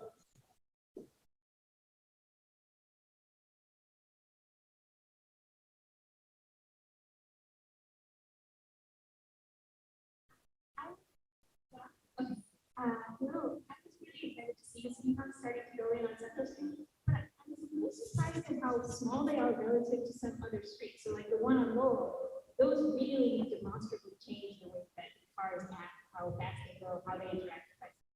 And on Central Street, it doesn't seem like they're doing that. And I know that Central Street is like intended to get constructed in a couple years anyway, but I wonder if there's any plan to kind of beat those up so they actually slow down the cars. First off, yes, we were surprised too. Second of all, yes, we will be reconstructing them taller. They were smaller than what we had specified. We're trying not to make them as tall as the ones on Lowell because Central is a more critical route for Chief Breen's fire engines. So we do work with both the MBTA and the fire department to make sure that we get them the right height. The ones on Central and Sycamore were smaller, shallower than we had expected. So folks, it's getting a little bit late and we have a bunch of other departments. Brian and I will stick around to take additional questions, but thank you for your attention. Karen, our great new HHS director, is next on the agenda.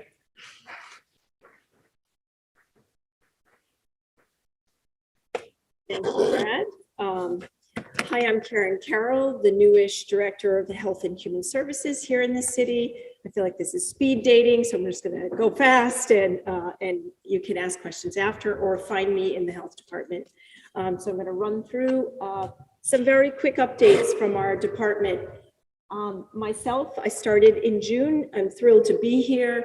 I'm charged with expanding our services, improving health equity in the city of Somerville and with our regional partners. I am also charged with some reorganization and some growth of the department, and we have some exciting new positions listed, including a deputy director on our public health side to expand those services and link up with our friends in ISD and environmental science, all kinds of good things there. And some shared services coordinator. So we're beginning to do more regional work, which is exciting. The Department of Public Health at the state level is a big advocate for that kind of work. So we can often leverage some resources from our surrounding communities. I'm not going to read through all of those, but we have some growth in our veterans department and the youth coordinating position that is new to our department that the mayor mentioned earlier. That's an exciting opportunity for us to link up a lot of youth initiatives within the city and work with our schools and all of our partners to kind of better coordinate youth services. So lots of work going on there. We're thrilled to have some new positions. I would say about half of these have hired or are in the process, or most of them are in the process. So we'll look forward to an update there. I think the next slide is, of course, COVID. Unfortunately, COVID is here. And as you've probably heard in the news lately, the numbers are on the increase again. So we're seeing our wastewater numbers come up. That's usually an indicator a little bit before we start seeing lots of people getting sick from it. So we're watch these trends still daily, weekly. We're looking at them. We're talking with the state. The good news is we're not where we were 2 years ago, where we have no tools to fight this virus. We now understand the importance of masking as the numbers go up. We understand, we now have boosters that are improving over time to match the variants that we have in our community. So a plug for getting your bivalent booster anywhere, and the city will be offering clinics as well. It's a great way to protect yourself and your family heading into winter. Also, with a projected flu season that may be a bit stronger than average too, for a number of reasons, which I won't get into. But we worry about a lot of those kinds of things when we start going indoors and the weather gets cold. So we want to watch all of those things and practice prevention. And as the numbers go up, encourage people to wear masks inside. Over on that far table, I brought along some masks, some KN95s, as well as some home antigen test kits, which are a very effective way of assessing your contagiousness and whether you have COVID or not, and you should stay home. So we encourage people to take some tests. We have more, we have lots of them. So help yourself, and you can get them at city buildings and our libraries. Good job. On the website, our website will tell you where these kits are and any updates on testing and boosters. We have pretty good rates here in Somerville, but we're continuing to really focus on populations that we haven't reached quite as effectively as other groups in the city. So we want to make sure our health equity data is as good as it can be, and that we understand who is still struggling to gain access to these important tools. And finally, I want to mention the project, the supervised consumption site that has been in the works for a few years now in the city of Somerville. There's been a lot of advocacy for this very important harm reduction strategy for persons who use drugs. It's an effective site that offers people a safe place to use drugs, and it saves lives. So there's also a lot of other benefits. And again, this is a whole night in and of itself, and we will have chances to talk more about it. It is an unfamiliar concept and a little scary to some. But the data is there that it not only reduces the number of 911 calls and overdose calls in the area of the safe consumption site, it reduces the number of needles and reduces other incidences of violence and crime. We also know that people are more likely to get help if they are provided an opportunity to live and to also gain essential health services that they might not ordinarily access. This supervised consumption sites, that's only one part of the work they do. There is a nurse on site who provides wound care, essential wound care that is costly and painful for folks, and link them to other services. So we know this is also an avenue for people to get help. There'll be lots more information, but I just wanted to give you a little timeline of what's happened already. Much of it to the credit of others in the room, I was not here for. There was a needs assessment in 2021. There was a feasibility study done by Fenway Health, and that came out this summer. It's on our city's website. If you have trouble finding it, we can help you. And it talked about where in the city and how this might be feasible, how it could be funded, how much it would cost, how do you staff it, all of those things. And there have been several community meetings, as well as an advisory group that's continued to meet through all of this. At this point, we have city departments, many of them in this room tonight, who are diving into the feasibility studies, plans, maps, parking, lost revenue, all of the things that need to be really understood well before the project can proceed. So thank you to my colleagues who are putting in a lot of time helping think through the details of the specific sites that were mentioned in the plan. That's where we're at, and hoping to get to some more definitive where can this thing be, how can we move forward. So I think that's my last slide. Do I have another one, Victoria? Is that it? I tried to keep it really brief, and it's a pleasure to be here tonight. Thank you for having me. We are down at the annex, or you can reach me through the city phone, email, however you want, and we can talk more about all of these things. But thanks again. And I'll introduce my colleague, Denise Molina Capers.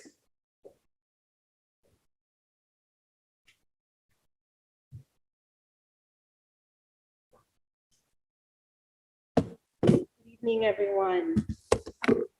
As a Caribbean baby, I am freezing in here. So please bear with me. I would like to welcome up to the podium as well, Adrian Pomeroy. You want to just stand next to me. The RSJ department, although we host divisions, we work as a team. And so I would like Adrian to be here with me as we begin our presentation. I will try to keep this quick, even though it is a little bit complex what our department does.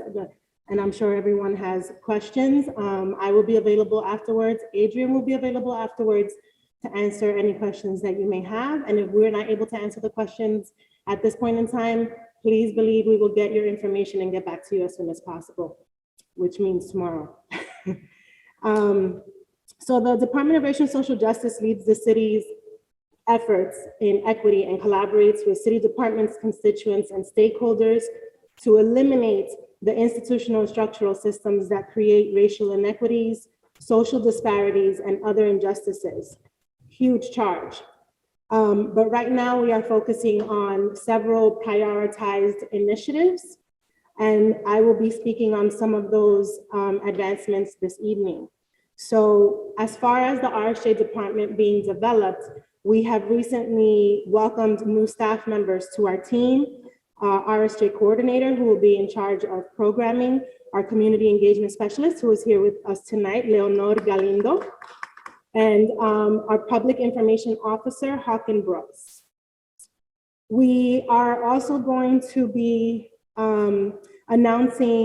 presenting the data that was collected by the RSJ Youth League in partnership with several graduate students from Harvard Graduate School of Education. We recruited youth who conducted a short critical participatory action research project to consider the design of a youth cabinet that will be housed in the RSJ department that will give youth in the city an opportunity to participate in a meaningful way, in an inclusive way, in the democratic process and policymaking.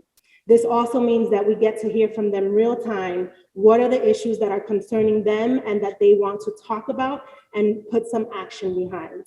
So this information will be shared by our youth who conducted the study sometime in November. Recently, we held September 20th and September 22nd in partnership with the Somerville Office of Immigration Affairs and the Department of Health and Human Services. We hosted 2 free psychological first aid trainings to city staff, frontline workers, community leaders. And when I say community leaders, what I mean is people who are known in their communities as a go-to person. What I don't mean is someone who has a title and is being paid to be a community leader. We're talking about homegrown people, your neighbor down the block that you trust and you want to talk to, that you know can provide you some resources and you trust. And so these trainings were provided via Zoom and facilitated by Mindwise Innovations. It's a service of Riverside Community Care. 130 individuals pre-registered for the 4-hour training and over 90 participants participated over 2 days. We were super excited.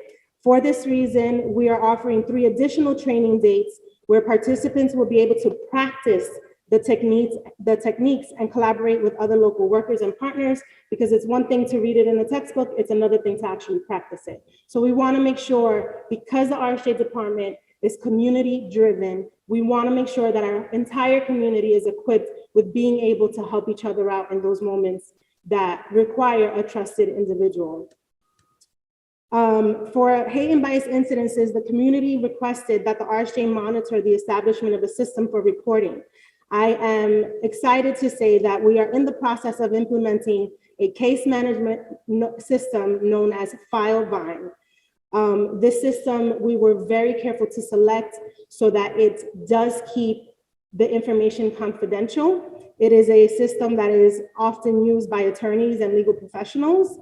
With this tool, we will be able to track hate and bias incidents complaints filed with RSJ, 311, and other partner areas of the city that receive complaints from constituents. We're able to customize the file vine to track any and all relevant information to these cases. And we're able to, if we need to, provide a report of specific incidences if requested at any given point in time.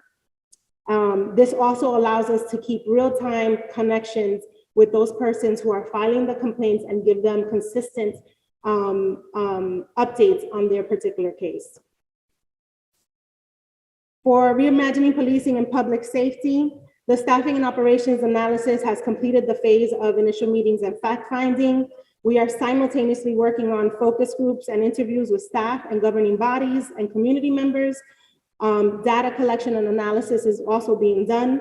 The next and final phases are recommendation development, report development, and then actually presenting the findings to the community.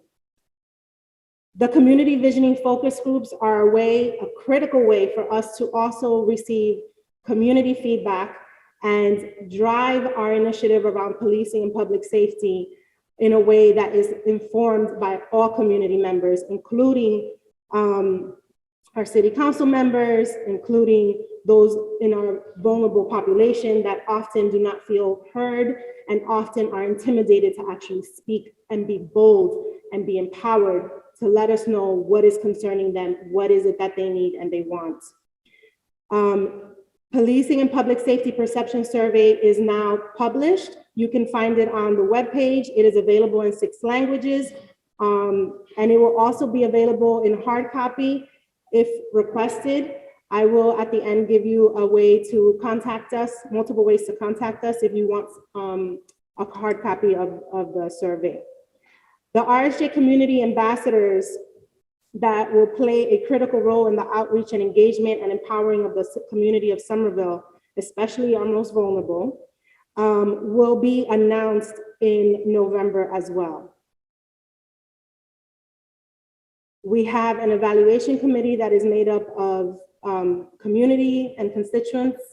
The RSJ department will not be directly choosing the RSJ community ambassadors because we want to remain a neutral party in this and make it fair for all of those who have applied. I am happy to say that we are soon going to be publishing micro pages that will give specific updates and information on all of our initiatives, and that will happen in November. The RSJ fund that was created to provide a sustainable and enduring source of funding to dismantle systemic racism and social inequality. These funds that were provided are to be used in order to support community partners in the efforts of eliminating these structures. And so we are conducting through the month of October and November focus groups of city departments and community members, residents, workers, in order to get some more information around impact areas and what the community would like these funds to be used for specifically. The civilian oversight, which the RSJ department is tasked with creating recommendations for what civilian oversight would look like in Somerville. We will be announcing the official task force members in November as well. The task force will be trained, informed, and knowledgeable about what a civilian oversight is and how it functions across different models. This task force recommendations will align this knowledge and awareness with the needs of Somerville as a city and as voiced by its constituents. We are using this task force in order to increase transparency, public trust, and confidence in the process. It is complex, there's a lot of pieces to it, and so we want to make sure that we bring this task force together with representations from the Somerville community and experts on this subject matter to inform the decisions around civilian oversight.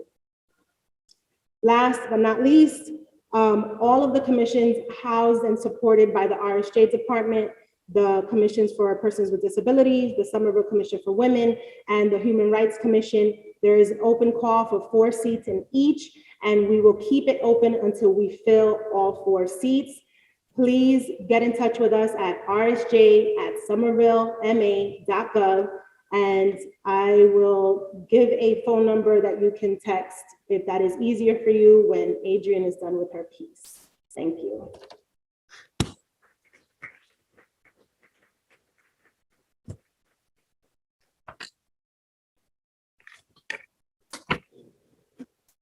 Good evening. Thank you to those of you who have gathered and are still here. We certainly appreciate you spending your evening with us. As Denise said, my name is Adrienne Pomeroy, and I am the ADA, or otherwise known as the Americans with Disabilities Act Coordinator for the City of Somerville. I am also a resident of Somerville. I live in Ward 2 in Union Square, but when I first moved here, I was a resident of Ward 5. So I have a very big soft spot in my heart for this area. With that said, it is true the Somerville Commission for Persons with Disabilities, who I get the honor and privilege of being their staff liaison, are currently recruiting members. Specifically, they are looking for 4 individuals. 3 of those individuals are persons who identify with a disability, and 1 spot is for a family member of a person with a disability. They currently meet the 2nd Tuesday evening of the month from 6:30 to 8 p.m. on Zoom, and you may email ada@somervillema.gov for more information. Going forward, in spring of this year, I was able to survey my colleagues about the knowledge of the ADA within their departments. And I'm very encouraged that so many of my colleagues in leadership roles actually have a really great working knowledge of the ADA. And I'm really encouraged, as this will help me implement trainings for my colleagues and staff. And what better way to start with our first responders? I am thrilled to bring an ADA training at the end of October to our fearless firefighters and some of our EMTs, and I'm very excited about that. And then we'll be working with the police department as well on a similar training, and then going from there. And finally, by the beginning of November, it will be your turn to be able to tell me and my colleagues what your accessibility and ADA concerns are within the city through the ADA community survey. So be on the lookout for that at the beginning of November. As I said, my name is Adrienne Pomeroy, and I can be reached at ada@somervillema.gov.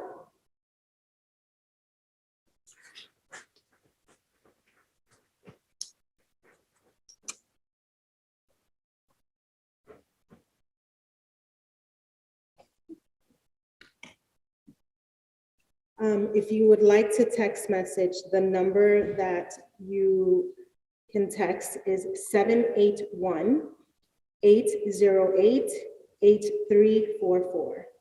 781-808-8344. And we are at rsj@somervillema.gov. And now I would like to introduce Chief Femino of the Somerville Police Department.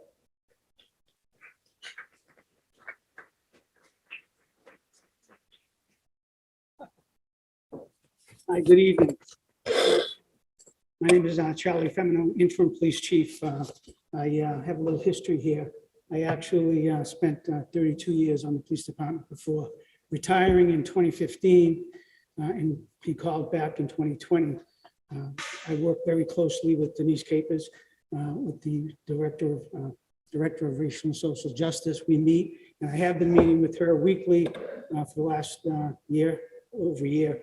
And I'm excited in the sense that what's happening here, when I came back after 6 years of being away, it's a very different Somerville. Obviously, the demographics have changed considerably from what the Somerville I know have. Those of you who are here, who have been here for 20, 30 years, know a whole different Somerville. And those of you who have moved here recently don't know that Somerville, but you are forming a new Somerville, a Somerville that you yourselves would want and what you would want as you move forward into the future. The work that I'm doing now as an interim police chief and with Denise Capers is going to be moving that whole reimagining policing process along into the future. That study, the staffing analysis study, it's actually a staffing and operations analysis I requested that be done in the FY21 budget. I think it's an important concept. The last study that was conducted, a management study, was back in 2001.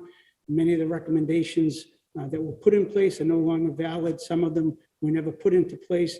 But for the most part, I think that the staffing analysis that's going to be coming out will have a whole new dimension to the police department. But before I actually highlight, usually what happens in these types of meetings, the meetings in the past, we highlight certain crime trends that particular to the ward that we're talking about here in Ward 5. But before I do that, I just want to hit on a couple of concepts that have been recent concepts that, to give you an update, these are most recent concepts that are often discussed or questions are posed. The community policing unit. Community policing in Somerville started back in the mid-'80s. At that time, when it first started, there were 17 officers assigned to the community policing unit. There was one per geographical ward, both on the day shift and the afternoon shift.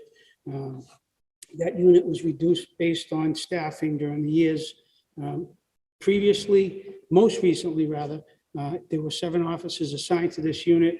It dwindled down to 4, and now, as of right now, for update purposes, that unit has been somewhat disbanded, and those officers have been reassigned to the patrol division for minimum staffing into the cruisers.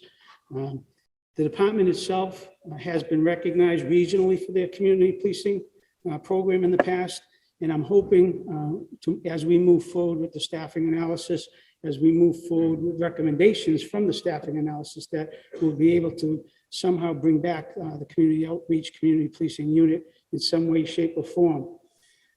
Another topic, school resource officers. Right now, or previously, there were 3 school resource officers, 2 of them assigned to the high school. One is a point of contact for the grade level schools. That right now, by way of vote of the school committee, was temporarily paused. So at this point, those 3 officers are reassigned to the patrol division, again, for staffing purposes. The STEPS program was similar to a school resource program, but the geographical community police officers and the officers that were assigned to a particular ward would visit and make presentations at the grade level schools and follow that grade up through into the point where they end up going to high school. And so the kids see and get to know those particular officers. Accreditation is often a topic of discussion.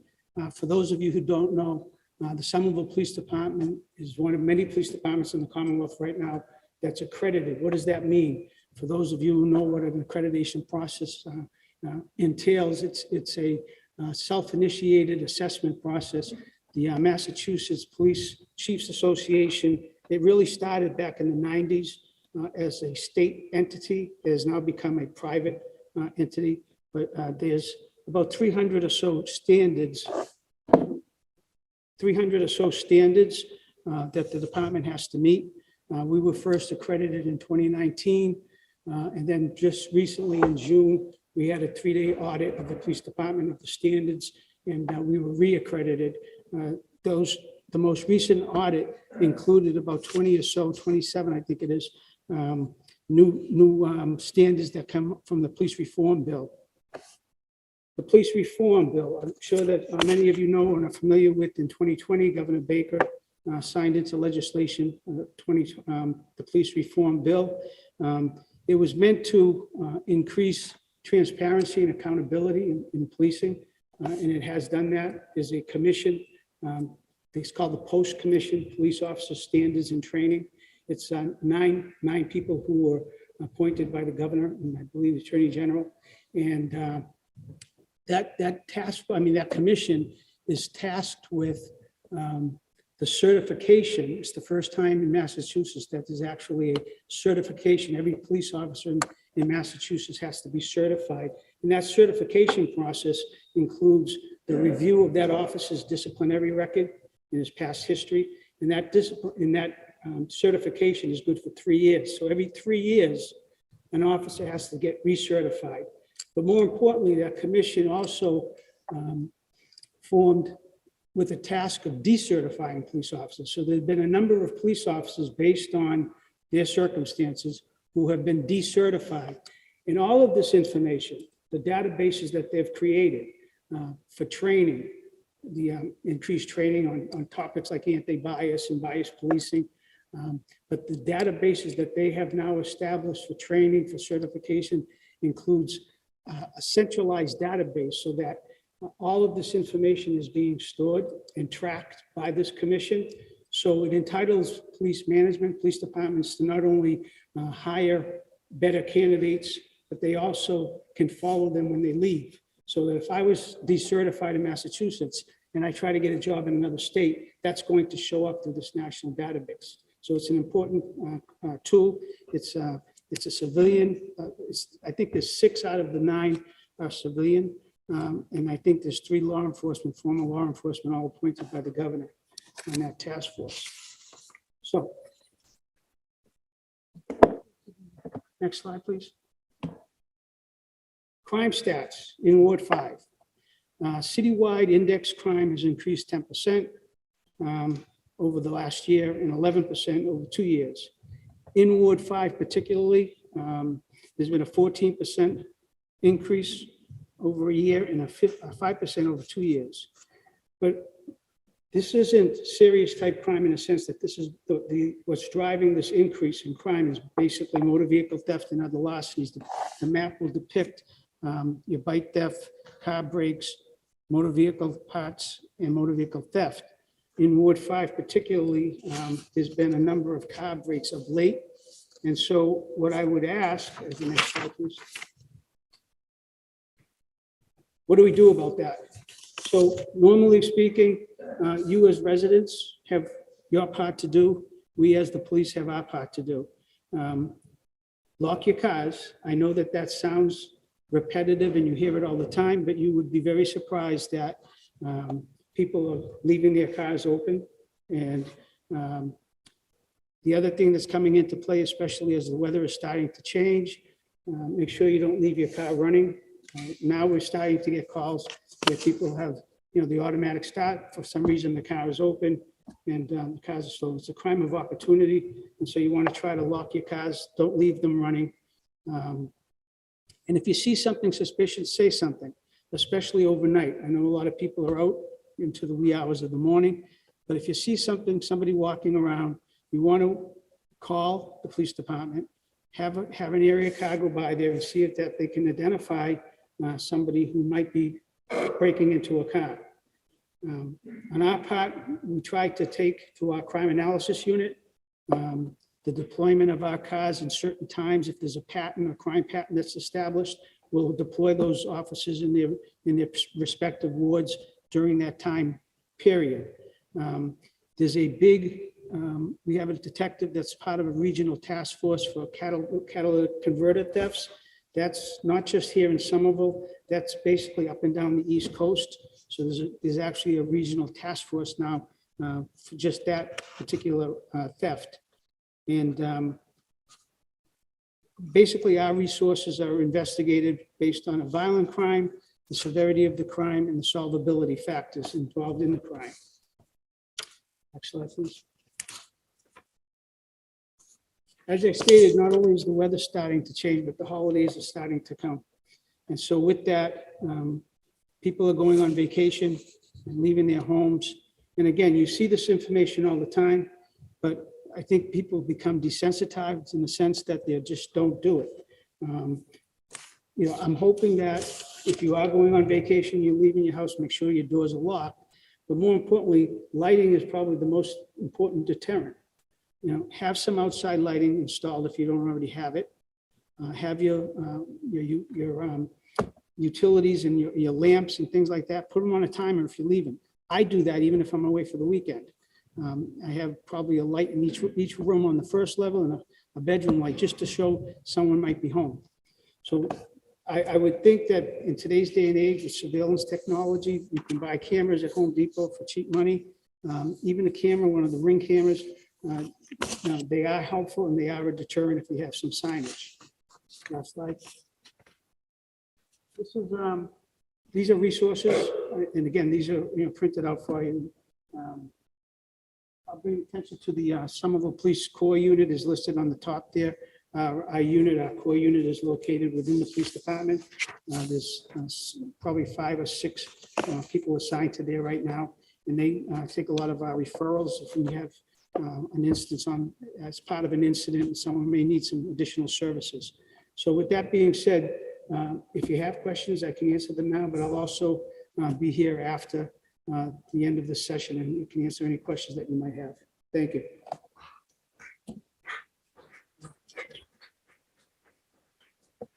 I have a question.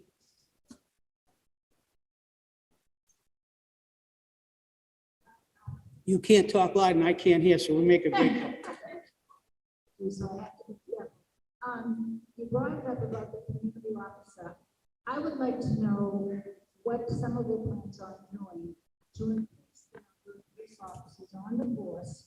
Have a community officer in all of the wards that I grew up with and I got to know. So it's a very helpful asset for Somerville. And also, I noticed that we don't have enough officers to cover schools. And I think with what's going on in the world, we really need to be concerned about that. So I know we've had a problem with officers in the city and staffing.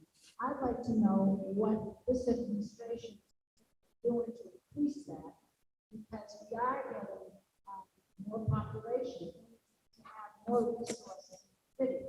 I grew up where police officers that were on the motorcycles, we would see them throughout the city during the good weather, and you always felt safe because there was always an officer, or they were on their bikes, and we seem to progress in that area. So I would really like to know what the some of the restrictions are doing to help you so that you can get your job as feel safe. I'm going to try to answer part of your question. We also have the mayor. That's one of the reasons why we are having the staffing and operations study. And we're hoping that we can work with the recommendations that they make and look towards trying to get some of these officers back out into the street and as a community outreach component. Mayor?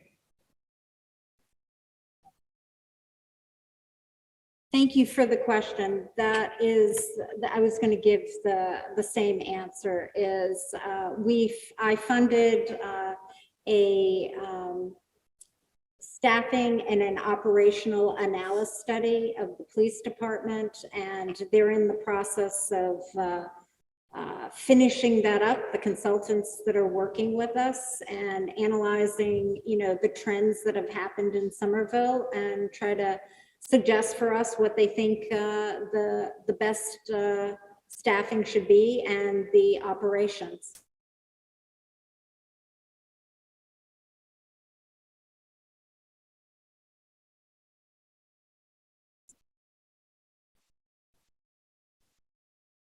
Is there any other questions? I'd like to introduce Fire Chief Green. Good evening, everyone. Charlie Breen, Fire Chief. Thank you, everybody, for hanging in. I'll be brief. The fire department protects the city with 5 fire stations located throughout Somerville. We'll be adding a 6th late next year in Councilor Strezzo's neck of the woods down at Assembly Square. So we're thrilled about that, to have protection of that neighborhood. In the heart of Ward 5, we have Engine 7 located at 265 Highland Avenue. That protects basically the dead center of the ward. At the top of the ward, the Winter Hill neighborhood, protected by fire headquarters located at Broadway and Walnut Street. Engine 2, Ladder 2, Rescue 1, and the deputy chief. Also at the lower portion of the ward, just outside the ward, we have a fire station at Somerville Ave and Lowell Street, Engine 1 and Tower 1. Right now, as of this week, the average emergency response time for the fire department to calls in the city is 3 minutes and 29 seconds, which is a very, very impressive response time in such a congested city. Next slide, please. I had a short video here, but unfortunately it's not working tonight. So I just want to touch on a problem that we have in the city is we have far too many porch fires that we should be having. And the majority of those porch fires are caused by smoking, careless disposal of smoking materials. Porch fires are extremely dangerous in Somerville because of the density of the city. When we have a fire on the exterior of the building, it spreads vertically, which spreads rapidly. And when a fire starts outside, it's spreading without the detection of smoke detectors and without sprinklers. So the fire often spreads multiple floors before it even is noticed. And it also has multiple, it enters into the building quickly and spreads to buildings next door. What the video was going to show you was made by the Chelsea Fire Department, is basically we have a big problem with people putting cigarettes out in potted plants in their recycle bins, in combustible containers, just flicking them off the porch where they land on the porch below or in the mulch. The big push that we're trying to get to people is if you have to smoke, if you smoke, use a metal can full of sand and make sure that cigarette butt is put out.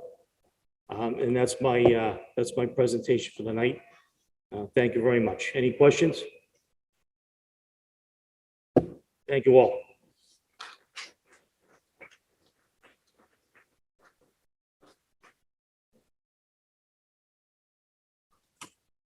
Hi, good evening, everyone. I'm Ashley Spiliotis. I'm the Director of the Council on Aging here in Somerville.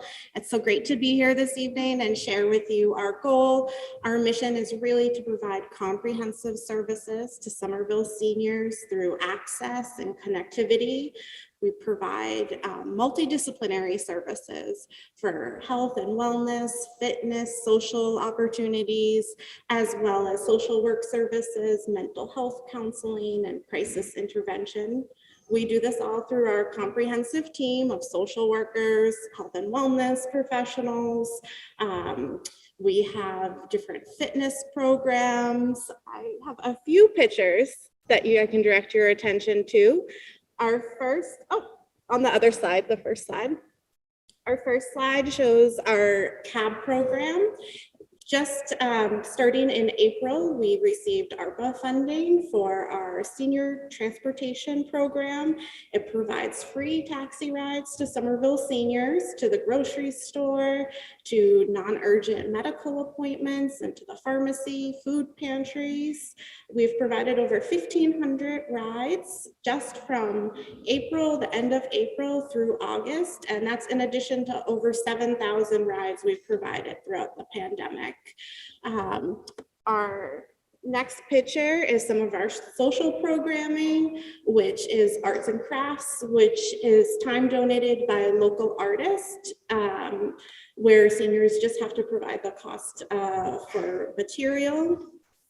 And we have some intergenerational programming at the center as well, where we make connections with local school groups, with the Mystic Learning Center, where we have different intergenerational activities. And our last one is a drumming performance as part of our cultural programming that was drumming through the ages, where we also had video equipment, which brought the seniors on screen to different locations throughout the world. These are in addition to our fitness programs, where we have over 300 current participants for general exercise, strength and balance, yoga, Tai Chi, and also visits to our social worker, which provide more case management services, help with Medicare, Shine counseling to help make sure that you're on the right track with your Medicare and insurance choices. So we can go over to the next slide. Which shows, I'll stick with the pictures, which shows some of our activities that we've done. We have 2 senior centers that are currently active, open during regular business hours, and we bring programming to the city as well. These pictures show mini celebrations held throughout the summer, where we brought games and lunches to senior housing buildings and offsite locations. We provided over 1,000 lunches just over the summer and through drive-throughs, which we put in response to COVID and have maintained, where sometimes we're seeing that the only meal that seniors are receiving or a nutritious meal is coming from our center or in a to-go program. We've also expanded our brown bag program, which is a shelf-stable food program, providing over 400 40-pound boxes to people in need. And the last point is a little bit more of our cultural and social programming, but we are always open to new ideas, new programs, and we'd love to hear from you. If there's any questions, or again, like the other staff, I will be around throughout the rest of the evening. Thank you so much.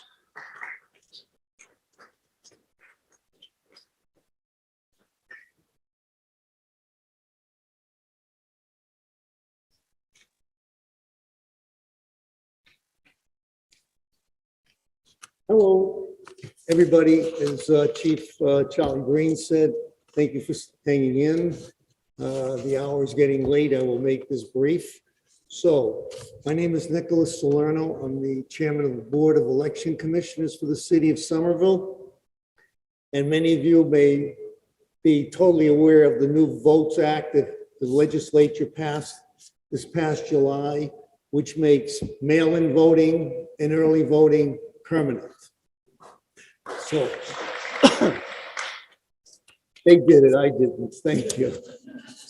So anyway, most of you may already have received your postcard from the Secretary of State, which gives you the opportunity to mail in the, and receive an application. It's the mail-in application which allows you to receive your ballot.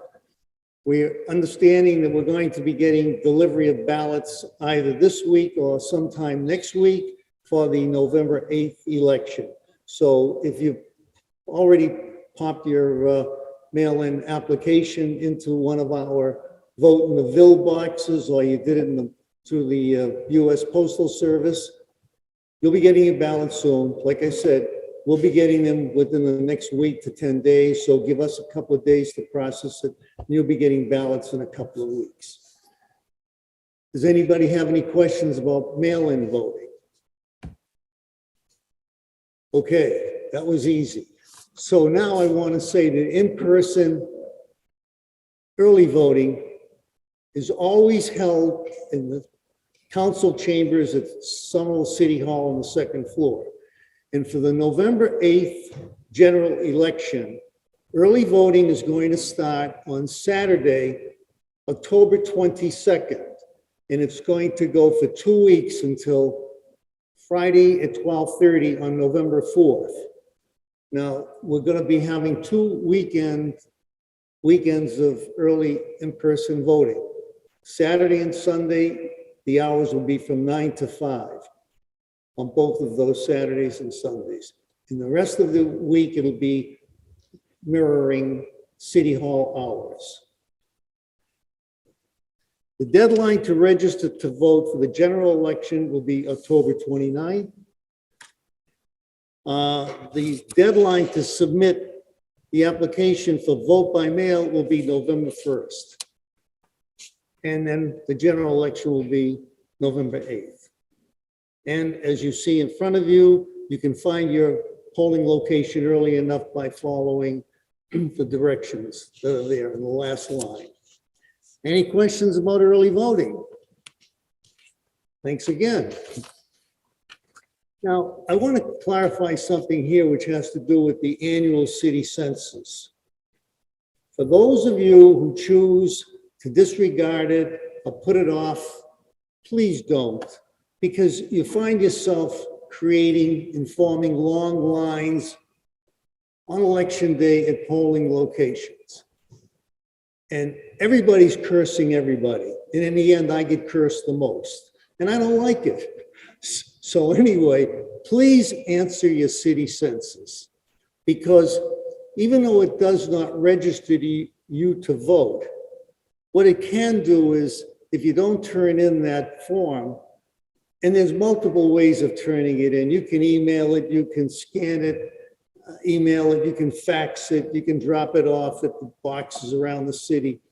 But it can prevent you from being an active voter.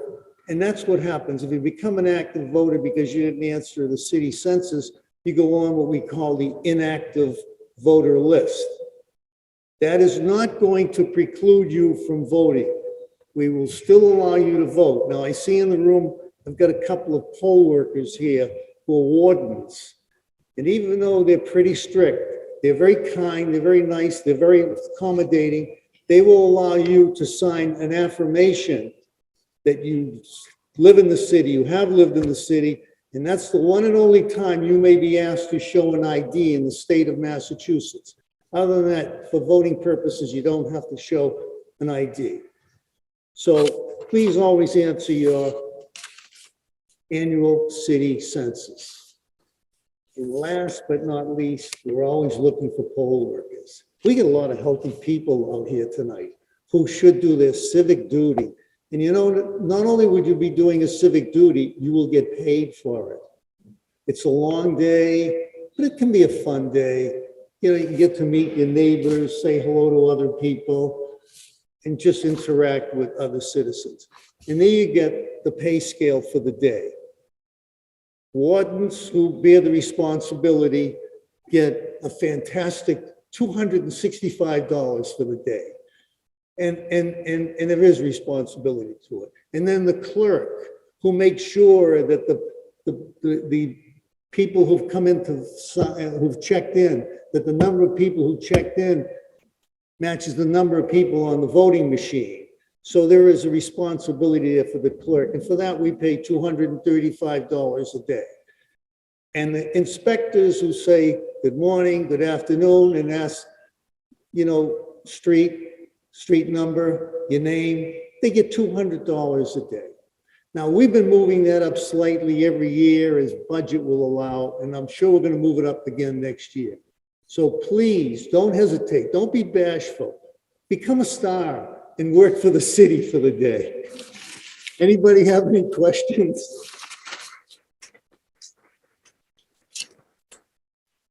Thank you.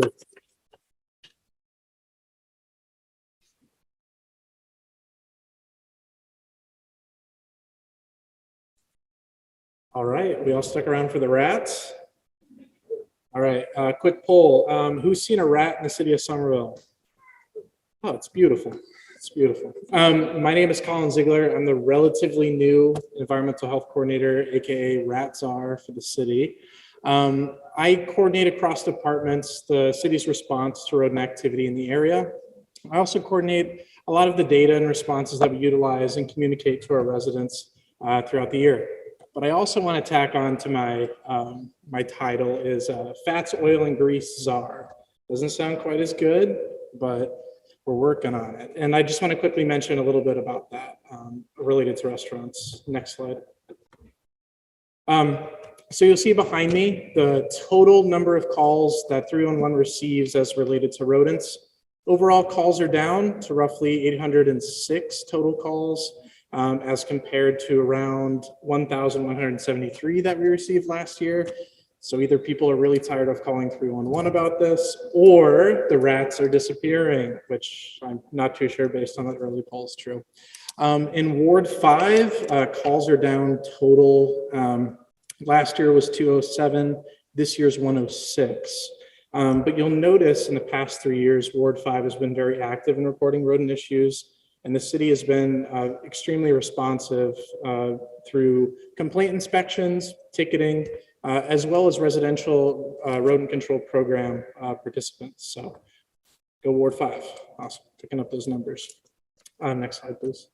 So then we'll look at annual trends. This is my favorite line graph that I get to look at every year. This shows the number of calls that we receive throughout the year, and they correlate directly with seasonal activity of rodents, so the amount of times that we see them, but it also directly correlates with the city's communications. We send out an annual postcard to 23,000 homes with 3 units or less, and it provides them information on things you can do to reduce food, water, and shelter. The key components of a rodent storm, essentially. But it also gives people information about the residential rodent control program, which a number of people participated in. We're on course to almost 700 individual houses signed up this year. It's just fantastic numbers. We're blowing 2021 and 2020 out of the water with those numbers. So that's all good to see. Next slide, please. This is my favorite map that I've ever made in my entire life.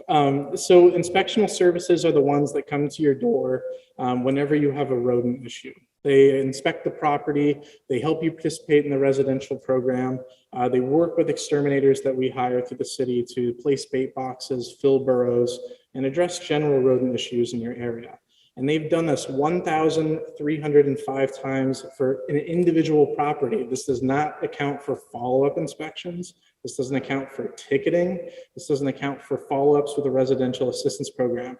They've done this for 1,305 individual homes. I just wanted to thank our inspectors for all the amazing work that they do with that. Yeah, round of applause. That's awesome. It's a very small team. I really appreciate the work that they do. Next slide, please. But this is really the bread and butter of what I wanted our conversation to be about tonight, is our community site visits. All the literature that's come out about how to best respond to rodents at a municipal level is that you need to work with communities on a street by street, neighbor by neighbor way to address issues of food, water, and shelter.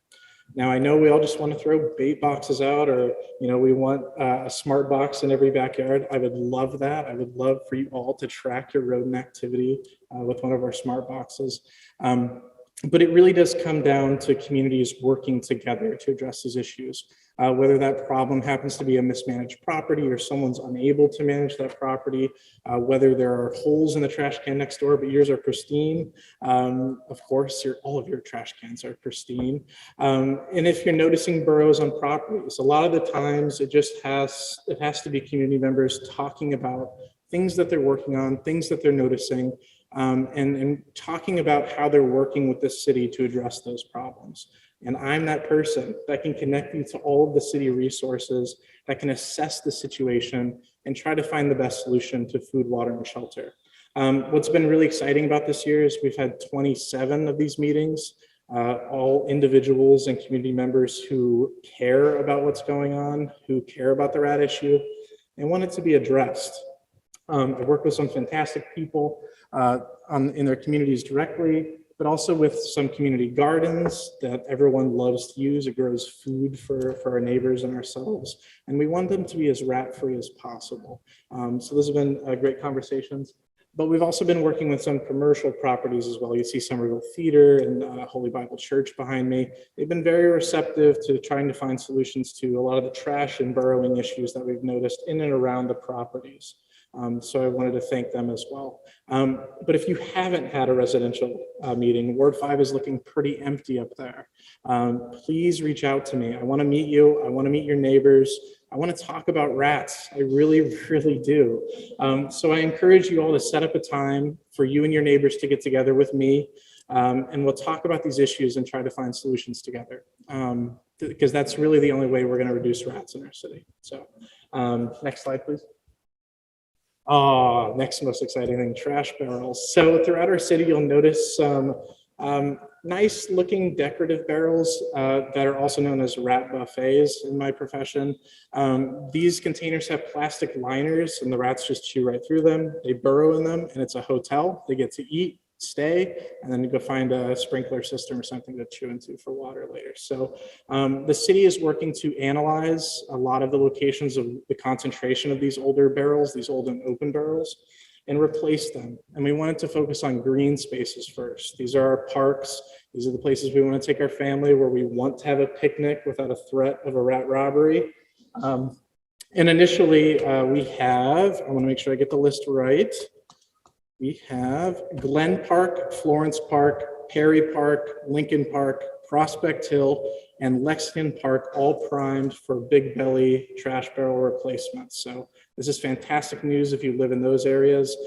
There's also a phase 2, which we've assessed, and we're waiting for a quote and timeline for the East Branch Library grounds, Allen Street Playground, Grimmins, Trum, and Nathan Tufts Park. So all of these we've looked into and assessed that there is a high concentration of rodents and that the barrel should be replaced. So very exciting news for those of you who like to walk outside and enjoy our parks.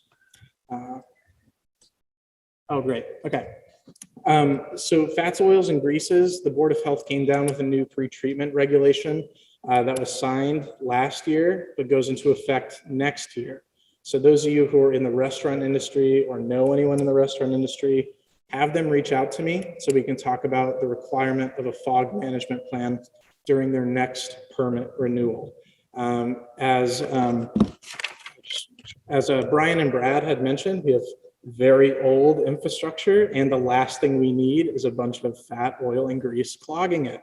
As you could imagine, a pipe that big filled with that much grease isn't exactly conducive to good water flow. That could end up backing into a lot of the businesses and places that we want to enjoy, as well as the infrastructure that keeps things moving. So it's actually very straightforward. Next slide. Basically, we just need to know, do you have a device? Where is it located? How much are you pumping out? What is the size of it? And who is maintaining and documenting everything associated with the fats, oils, and greases coming out of your business? This is a very early program. We're continuing to work on communication around this, but be on the lookout for more information on our website, somervillema.gov what is this, 1999? It's fog, so just look for fog on the Somerville website. So that's it on my end, rats and grease. Those are the two best things. So if anyone has any questions, I'd be happy to answer them. If you don't have one that you want to ask out loud, happy to pull me aside and we can talk things too. So thank you.